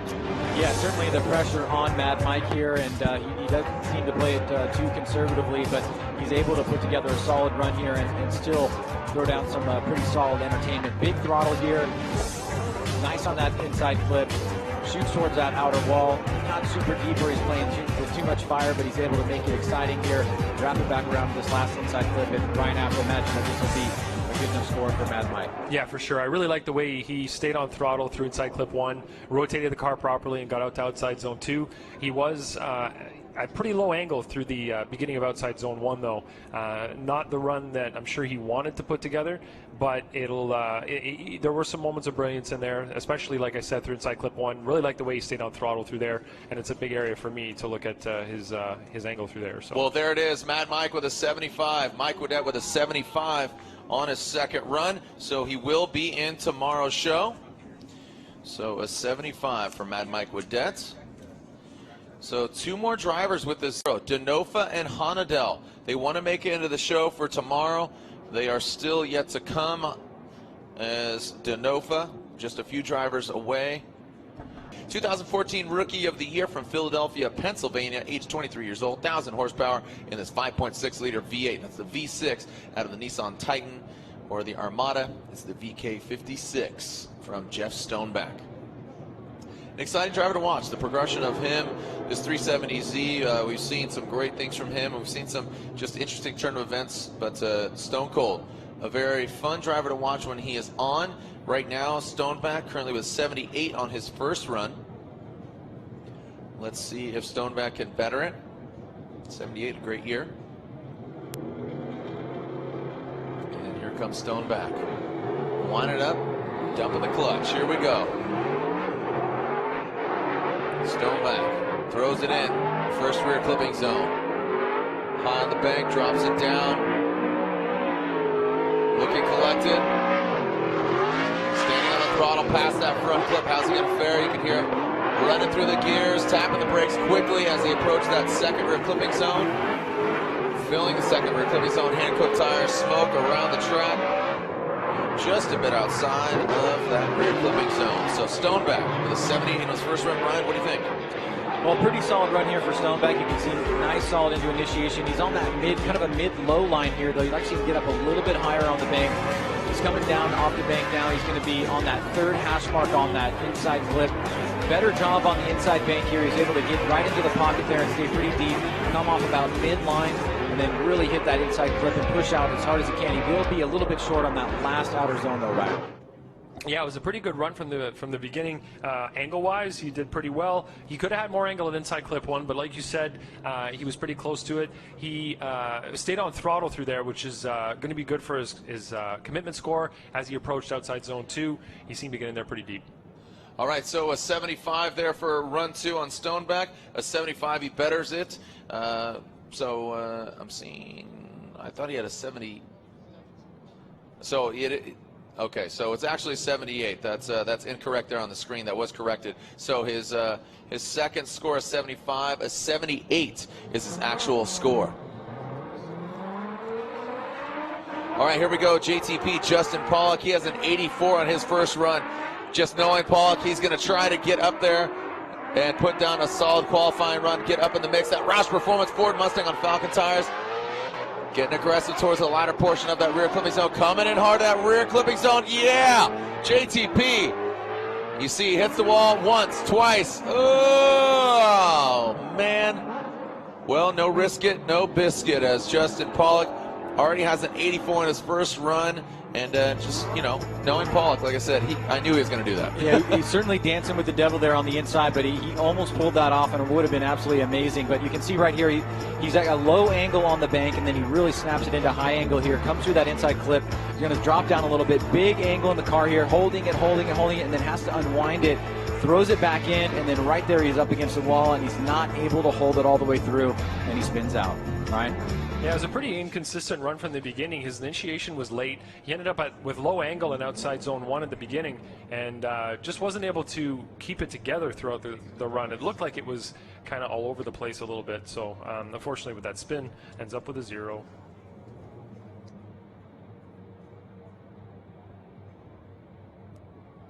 And here is Matt Kaufman. Matt Kaufman. We are Matt Kaufman coming in 16th overall into this round. Falcon tires on the corners. Ford V8 power plant under the hood of the car 959. Matt Kaufman from Central Point, Oregon. All right, here we go. Kaufman Racing, Nissan 240SX, S13 chassis. Throws it in.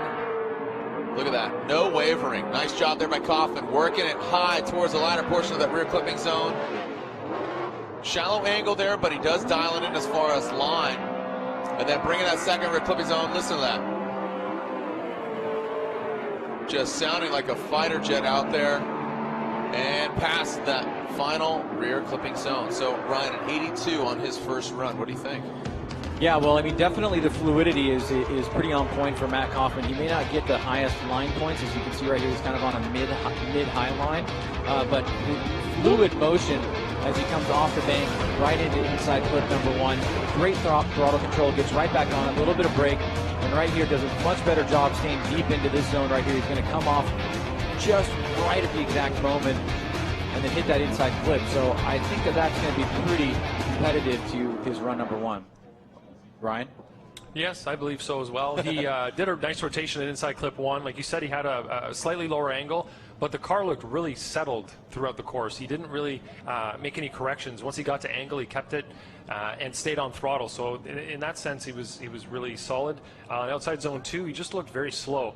We don't have a speed gun, so it's not an issue. It just looked slow from our perspective up here. As he went through, he might have been left foot braking around there. It was kind of hard to tell with the sun if the brake lights were lit up, though. So an 80 on his second run, 82 on his first run is the better of the two. An 82 from Matt Kaufman. We'll see where that lands him overall after everybody's second run. Now we're in the top 15.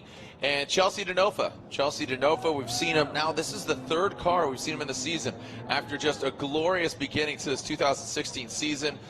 Just slowly kind of, you know, I don't want to say falling apart, but unfortunately for him has just seen just different evolutions. A very dynamic driver, always fun to watch. Car number 88.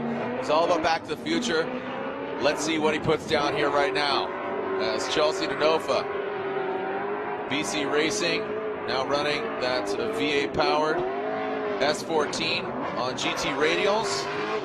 Into the second rear clipping zone. He needs to get a score on the board, and he does that. Seems like he's going to be getting a score. He went hard into the wall earlier and powering through. Oh my goodness. Chelsea DeAnda.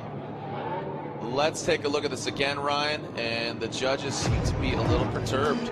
Well, Chelsea DeAnda has definitely been the king of improvisation this year, been able to jump into many different cars after having really a Cinderella story in round one, taking home a very dominant win here. Now jumping into Odivach's backup car, it's not really about what's going on here in the run, it's whether or not he's going to be able to get a score.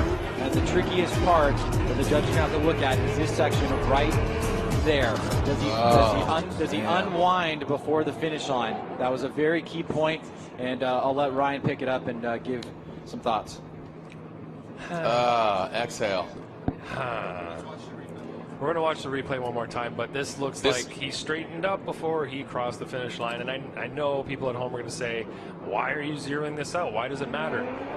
But we were very specific in the meeting. We told them that we wouldn't be zeroing them. If they did straighten up over the finish line, all you have to do is stay in the throttle over the finish line. It's a small thing.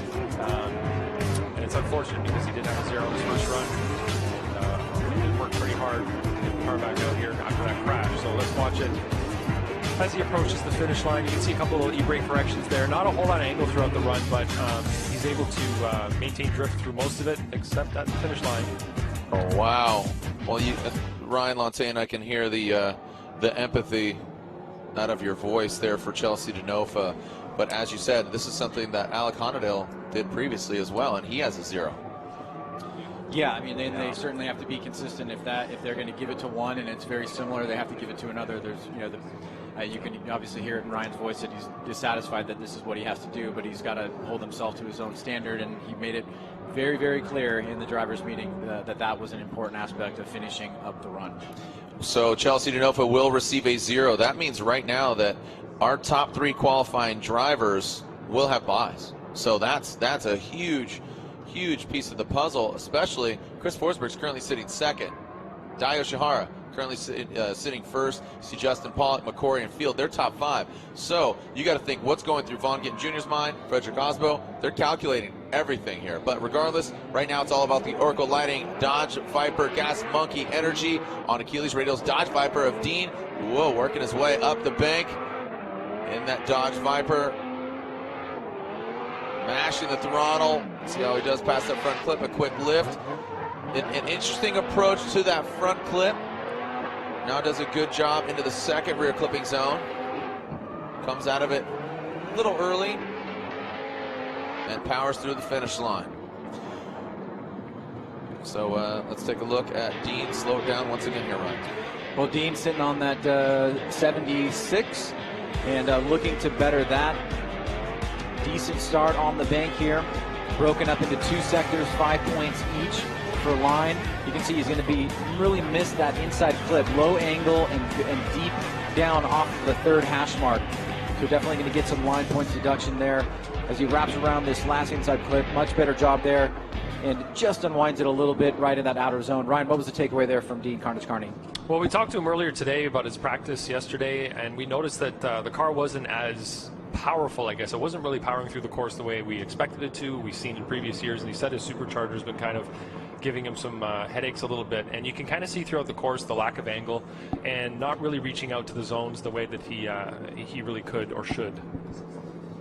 And there it is, the second run, a 60. And actually, Ryan, sorry, I wrote that down and couldn't even read my own writing. That was a 70. So a 70 is the better score of the two, puts him currently into 22nd position in qualifying. Michael Essa, strong score, an 82 on his first run. He is at the starting line, loudmouth exhaust, Achilles radial, BMW. Here comes Michael Essa, former Formula Legion champion, throws it in. Nice job there by Essa. High on the bank. Good angle. You can see him just about 45. Throwing it in, throwing some more angle at it. BMW sounded, wound up into that second rear clipping zone. Brings it tight towards the latter portion of it. Past that front clip. Pretty much couldn't get any closer unless he wanted to lose that back bumper or knock over that front clip. Great execution there by Mike Essa. Well, here we go. Michael Essa, run number 2. Looking to better his score. Nice initiation into the bank. pretty decent up there. He's about 2 or 3 feet off, falls down a little bit as he reaches into this first inside flip here. He's going to hit that second hash mark, get back on the throttle, midline, getting a little bit deeper now as he heads towards the latter part of the course, arcing down to this last inside clip, and then shooting out wide here. So Ryan Lantain, your impressions of Michael S.'s run number 2? Pretty good run overall. I just saw him not quite getting into outside zone 2 as aggressively as he could have, or as early as he could have. He did pretty well through inside clip 1. He was on throttle, and he had pretty good angle through there. So I think he did a great job of really balancing the angle with the speed, the momentum that we're asking them to carry through that area. So overall, not a terrible run, but he just missed a couple of key areas, like outside zone 2. Wasn't quite as deep in there for the line side of things. But angle-wise, pretty solid overall. An 82 and 82 on his first run, and an 80 on his second. So his first run is the better of the two. Keeps him currently in number 6 qualifying position. Somebody wants to better his first score and up the ante, Christoph Blues. But as it stands right now, he is nowhere to be found. He had a score on his first run. Looks like he will be a bye on his second run. So Ryan Turk at the O'Reilly's Auto Part, Gum Out, Hankook Tires, Nameless Performance, SR by Toyota 86. As Turk, nice into that rear clipping zone. Turk past that front clip, about that third, almost a fourth hashtag if there was one there. Ooh, getting into the wall. Those Hankook Tires getting up close and personal, 50-52s. Take a licking, but keep on ticking as Turk using all of the course, wall to wall, from the windows to the walls. Well, another very aggressive run here from Ryan Turk as he starts off his second run and final run in competition. You can see he's pretty high on the bank there, just inches away. Tiny little correction there, very almost unnoticeable, and then good transition into the inner part of the bank here. Right here, this is where he's going to tap the wall. He's going to hold the angle in the car. It's just going to be a minor correction there as he stays tight on that last inside clip and then deep into that last outer zone. So Ryan, seemed like Ryan Turk was able to hold that contact on the inside bank and really not afford himself a big deduction. I really like that run. High energy run, good on the throttle all the way through. I liked his transition inside clip 1. He did a good job of getting out to the zones and had a lot of angle throughout the course. He had a 32 out of 35 from me for angle, so pretty solid run. Let's see what he got on style. I'm going to peek over his shoulder here. 24 out of 30. So not what about line? There's the scores. Yeah. Line of 32. He was off that front clip there in the transition, but he does better his first run with it now with an 88, puts him into second position. So Ryan Turk now with an 88 bumps Forsberg down to an 85. DAIJIRO still our number 1 qualifier. So the plot thickens. The sun is setting. It's truly, I mean, the judges are up here and they're covering their eyes and they're just looking at it. Imagine being behind the wheel of a 1,000 horsepower BMW HGK Motorsports and Keeley's radial shrouded vehicle, wide strap suspension. Christoph Blues. Sorry, I got a little out of order there according to my paper here, but Christoph is not foregoing his second run. He currently has a 64 on his first run. So Christoph's Blues in the second rear clipping zone. Christoph's on the throttle. Whoa, big angle. Wow, maxing it out. Oh boy. Is this another scenario of another driver powering through? But he had a lot of angle towards that latter portion of the second rear clipping zone. Here's the initiation into the bank from Christoph's Blues. You can see mid-high line here, trying to find his grounding. He's going to put some big angle into the car, hitting on this inside clip. He's going to hit that third hash mark. You can see how important those are to show the distance between the inside clip and the front bumper of the vehicle. Big angle there from Christoph. He's able to hold it, and then let's see if he unwinds. Yep. Very, very close. Very, very close. We'll have to get some insight from Ryan. It didn't seem to be as aggressive as Honadale's or Denofa's, but certainly the judge is going to want to take a second look. I really liked his angle coming into this area, though. Unfortunately, he was almost, definitely straight. He almost looked like he transitioned before the finish line a little bit there from that angle, but definitely straightened over the finish line. I don't know why drivers are testing us on this one. We warned them that we would be zeroing them out for that, and he's definitely straight as he crosses the finish line. And unfortunately, that'll be a 0 for him.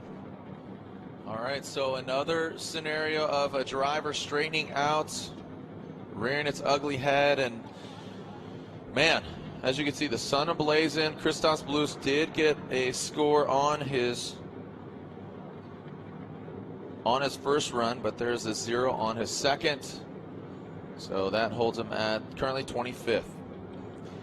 We're now into our top 10 drivers, our final 10 drivers on their second qualifying run.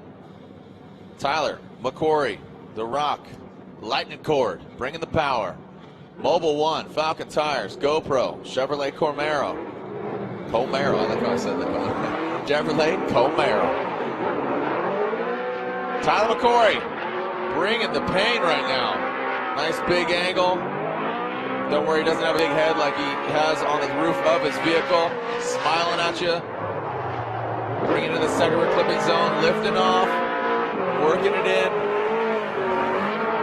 Tapping the brakes, bringing on into that final front clip and that final rear clipping zone. Let's take a look at it again, Ryan. Well, here's Tyler McCory continuing his aggressive move here on his second run at 83, looking to better that. Using that midline coming off. Look at his inside flip here. You can see second hash mark attacks on the inside now. Still using the middle line here. Not taking it too risky getting out to that wall, but a solid aggressive run nonetheless. Second hash mark on that last side clip, and then just right on the second hash mark on that last outer zone. How was Tyler McCory's run for you, Ryan? I really like the angle. I gave him a pretty high score on angle. I really like the way that he was driving throughout the course. Very aggressive, really using the throttle to get the car and the momentum of the vehicle to get it where he needed it to be. And you could just see the commitment from him throughout the course. And the big head on top of his car really let us know who was there behind the wheel. Yeah, both of the vehicles out of Tyler McCory's camp having their big heads on the roof. So for Tyler McCory, he gets an 81 on his second run. An 81 on his second run. His first run score of 83 is the better of the two. And we are hearing that Alec Honadale, who was to go next, has called the competition timeout. So he has his 5-minute allotment to bring it to the line, and that is hypercritical for him and his Ejuka Racing Get Nuts Lab team, as he is currently with a 0. He comes in sitting 9th in the overall standings. That could be a big thing for him and his team as the Get Nuts Laboratory lead scientist, Forrest Wang. So, as again, Forrest Wang, 33 years old, originally from Hawaii. He won the 2014 Best Drifting Style and 2JZ Power under the hood. From what I'm hearing, he might have a 1J under the hood of his S14. This not exactly, showing up to this event because the S15 popped yesterday, the engine. So now pulled out this vehicle for this round of competition. So Yoshihara, you can see the standings: Yoshihara, Turk, Forsberg, Pollock, and McCory. Here comes Forrest Wang on his second run. Ryan, he is a 77 on his first run. Good, decent, but wants to better it. As Tyler McCory looks like he's exiting the track.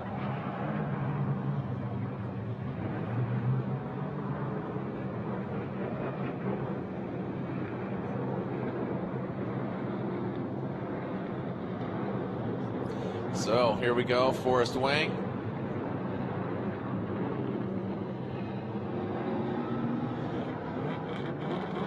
All right, here we go. Forrest Wang now ready to leave start and through that start chicane. Here comes Wang, light him up. Look at that smoke already exiting out of the back of this S chassis. Big angle. That's the style we're looking for from Wang. You can see him countering, big counter there. Oh, a shallow kind of initiation, or transition, I should say. But now dialing, sticking it to the wall. He does have a score. This isn't, absolutely do or die for him. Whoa! And just kissing that back cone. Nice job there by Forrest Wang. I really like that. Some good impact. Very emblematic of his driving overall, even in the vehicle that's not his primary competition car. You can see on throttle right away, tons of throttle, lots of angle, and he's really going to get on throttle here as he comes off the bank. Big angle. Now this is where you said he's a little bit shallow there on that inside clip, but he keeps the momentum moving forward. He gets back into angle on the inside zone here. Really powers through it. And as he's trying to better his score, Ryan, what's your impression of Forrest Wang on run number 2? Well, angle-wise, he had some moments of genius. He was really high angle in a couple of areas, but he had lower angle in other areas. So luckily, he had more good areas than bad, so his score is still pretty high, at a 30 out of 35 for angle, but he definitely left a few points on the board, especially inside clip 1, where he managed to maintain momentum, and he didn't throw that big angle that we usually see from him, but he kind of went a little too far in the other direction, where he went by with very little angle at that inside clip. But overall, we have a much higher score. A much higher score, an 86 there for Wang, and 86 for Wang betters, obviously his 77 on his first run. Alec Honordale, the other Get Nuts Laboratory-operated vehicle, sponsored by Juku Racing, Nexen Tires. Honordale now residing in Chicago, Illinois, from Florida. As Honordale, he needs to get a score on the board, or his fans will unfortunately be hanging their head low. As Honordale has a 0 on his first run, he uses one and only competition timeout. He needs to throw it down here. Will he do it?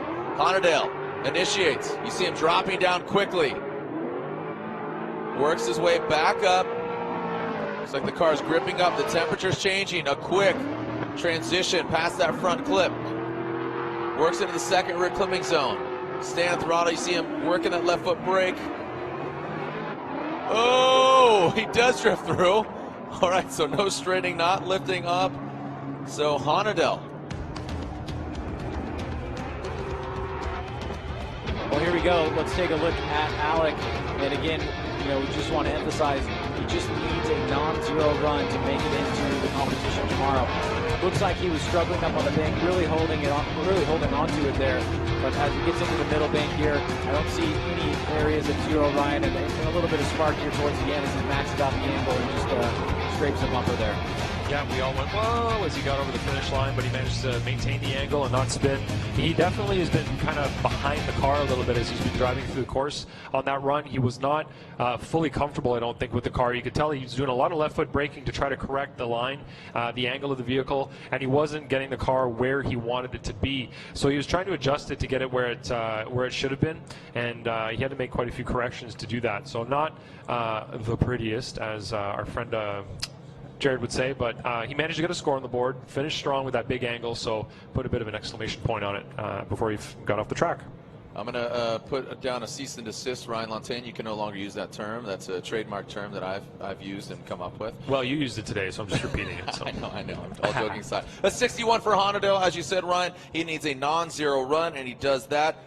They got to work it out. I mean, that car does not look like it's running 100% right now, but Alec does get a score on the board. He will be in head-to-head tomorrow, so if you're a Honordale fan, it looks like you're going to be cheering for him tomorrow in head-to-head action.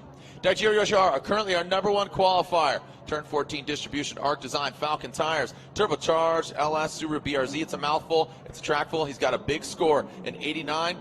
Ryan, do you think he's going to throw down more? Do you think he's going to risk it, or is he going to play it safe? Let's throw down. Here we go. DAIJIRO YOSHIHARA coming to that first rear clipping zone. Quickly tapping the brakes, getting into it.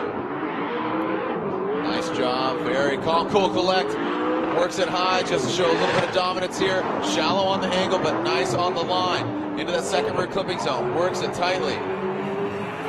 That McLeod occupied vehicle. Nice job. Into that final front clip and the final rear clipping zone. DAIJIRO YOSHIHARA. If he keeps this kind of driving up, we could see him on the podium again.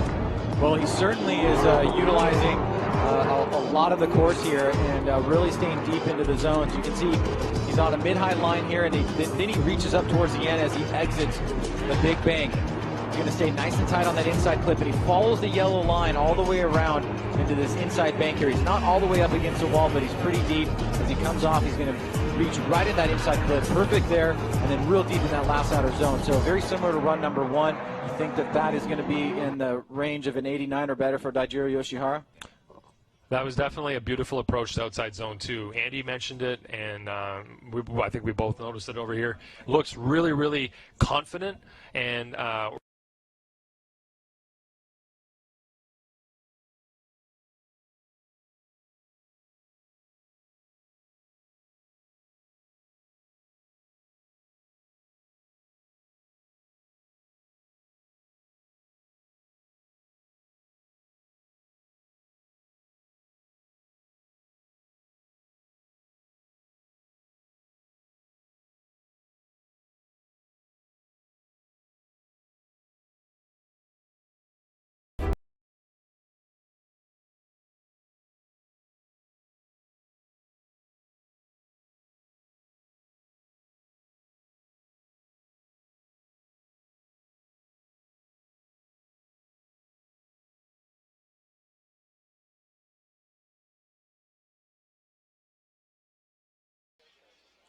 Welcome back here to Formula Drift Irwindale as we are live here and the sun is setting. We have a few more drivers left as we are currently about to see Ken Iguchi on the start line.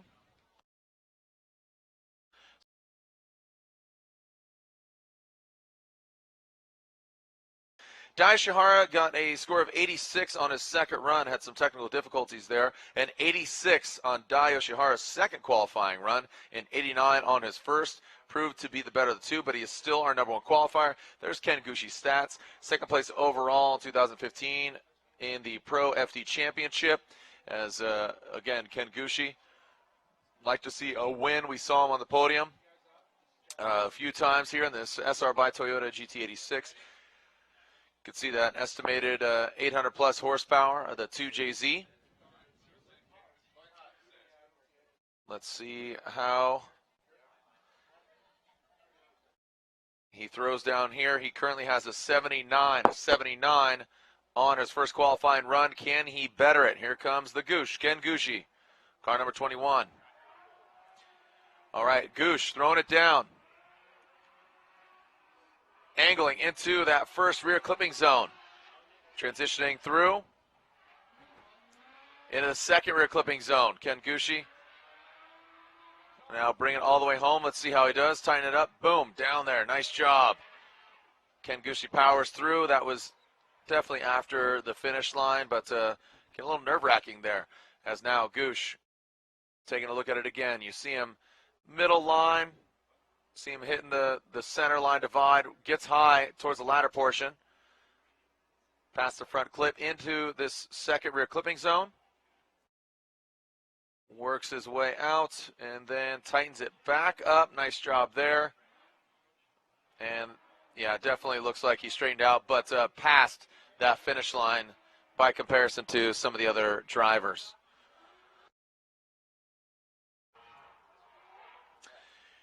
So a beautiful evening here. The sun is setting. The sun not becoming an issue here for these drivers here in the latter portion, but the temperatures change dramatically. Temperature changes dramatically here at the 6:30 time slot. A 79 on his first run proves to be the better of the two. A 71 on Iguchi's second run. So 71 for Iguchi. Now we're in the top 5 drivers. Top 5 drivers here coming into this round. Our current standings coming in, Matt Field 5th, Adamus Odi Bakshis in 4th, Vaughn Gittin Jr. 3rd, Osbo 2nd, and Forsberg leading the pack. As Matt Field, the Gears of War 4, LS, supercharged, S14.5, Matt Field throwing it down. Quick correction of the rotiform wheels into the second rear clipping zone. Good execution there. You can see that front left barking a bit, tapping the brakes. About the second tally mark there and powers through the finish line. Let's take a look at it again here. This Gears of War 4 picking up a new sponsor here in the replay. Initiate into that first rear clipping zone. Nice high and consistency through that first rear clipping zone on this first front clip. Good angle. Could have been a little closer to the front, but dialing in here on the second. He has an 83 on his first run. An 83 on his first run. Does this better it? That is the question. As Matt Field awaits a score, an 83 on his first run.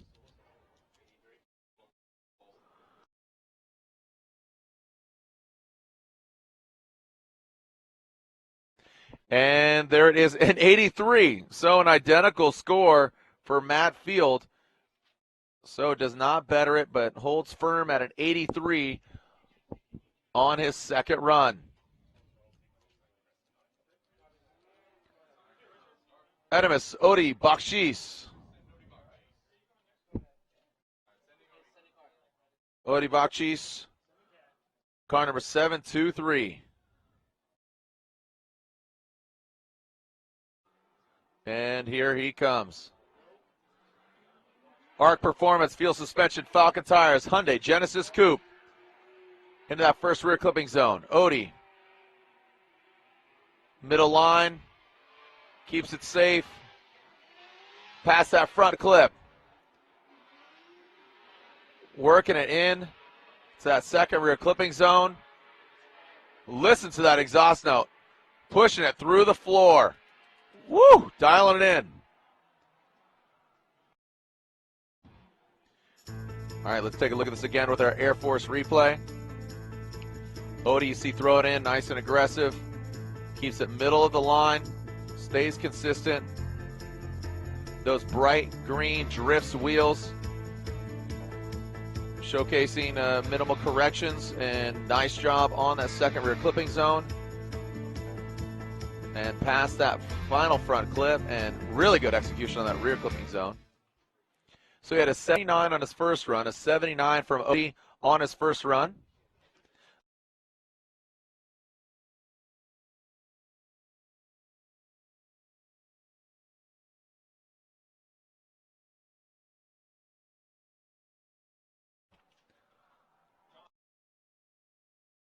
All right, so again, a 79 there for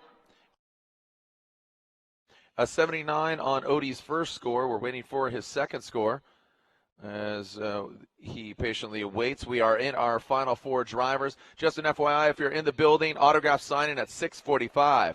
So, or just thereafter. So give some time to the drivers to head on over there as we had a slight delay here. Again, and there's Odie's score, a 78. A 78, so he does not better it as we are now into our top three drivers, current standings in 2016 championship. So again, a 78 for Odie's second run, a 79 on his first, stands to be the better of the two. Now we're in our top three drivers, Formula Drift 2016 championship contenders, and all signs are saying that basically, you know, the top three drivers are in head-to-head competition, so the likelihood of Odie Bakshi's getting the championship has really kind of sailed away at this point. But Vaughn Gittin Jr., he wants to put it down on the line as well. An 80 on his first run. Here comes Vaughn Gittin Jr., Monster Energy Nitto Tire Mustang RTR. Initiates. Drops down to the bank, works it back way up into the front clip. Let's see how it transitions here. Kind of a shallow angle there, but dials it in on line. Hearing him push it through the floor in this Ford Performance Ford Mustang and bring it all the way across, dragging back bumper along that K-rail. So here we go again. Vaughn Gittin Jr. playing a little easy here. Not getting all the way up the bank. Did towards the latter portion of the track, and now transition right there. You see kind of an interesting approach on that front clip. Now the second rear clipping zone dials it in toward the latter portion of the rear clip. And boom, third hashtag mark, and yeah, look at that bumper just come to life there. So Vaughn Gittin Jr. an 80 on his first run. A beautiful backdrop here, Los Angeles, downtown, off in the distance right there in the sunlight, and a 72 for Vaughn Gittin Jr. So interesting enough right here. So taking a look, we have 1, 2 double zeros, and coming in we had 31 drivers. So basically our top three drivers will be having bye runs. So currently, Frederick Osbo has a 76. It would be advantageous of him to grab a top three spot. So he's going to want to throw down in order to potentially grab one of those top three spots. Right now, it's Yoshihara, Turk, and Wang will have those buys. Forsberg just sitting outside. He would go against, let's say, 32, 31, 30. He'd go against the 29th ranked driver. So Osbo going to try to go for the gusto. Is he going to play it safe and make sure he's in the head-to-head battles? He has a 76. Championship implications on the line. The Rockstar Energy Drink SR by Toyota TC. Getting high on the bank. Transitioning.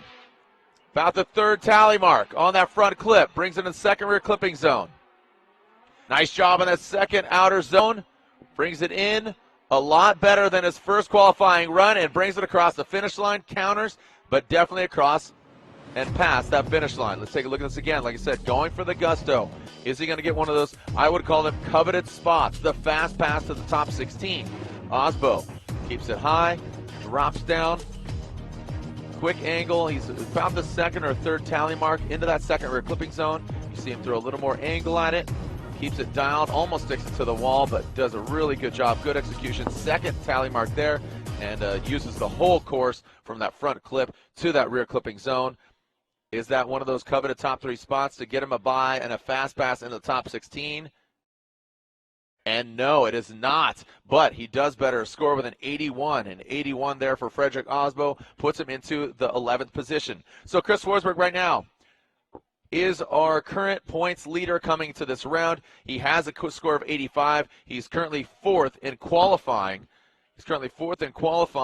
He would like to up the ante and get a top 3 spot in order to get a fast pass in the top 16 to better his chances and expedite his basically contention. That's what Osbo wanted to do. That's what Von Gittin Jr. wanted to do. But right now it's Yoshihara, Turk, Wang, Forsberg, Polk, your top 5 drivers. Forsberg currently sitting on an 85. Our final driver of Formula Drift qualifying, O'Reilly Auto Parts, title fight, sponsored by Gum Out. Chris Forsberg, NOS Energy Drink 370Z, passing that front clip. Tight to the front clip, a bit shallow on the angle, coming to the second rear clipping zone. Into the second rear clip, you can see him dragging it out. A bit of a lift there, into that final rear clipping zone. Getting a little hairy there. Man, throwing it down here. Let's take a look at this again. Here goes Forsberg. Finishing into that first rear clipping zone, drops down, works his way back up, keeping it consistent through the bank. Past that front clip, counters. Again, a bit of a shallow angle there, but does get to that front line. And here we are in that rear clipping zone. Staying on throttle, the hand cook tire. You see the smoke kind of, you can see and visually hear him lift a little bit there, and then just dialing it in towards that final front clip and the rear clipping zone. An 85 on his first run. Does he get a top 3 spot in order to get, again, unofficially, I gotta reiterate that, unofficially, those top 3 drivers will receive a bye, and he does not better it. An 80 on his second run. An 80 on his second run keeps him in that number 4 qualifying position.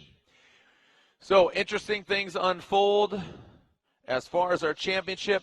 Nothing to announce yet as far as who's really dialing it in, but if you're here in the building, we had our autograph signing scheduled at 6:45. That's what time it is now, local time, or 6:42, just around 6:45. Thank you for joining us out here on behalf of Ryan Lontaine and our judges, Brian Egger and Andy Yen, and, of course, my co-host, Ryan Sage.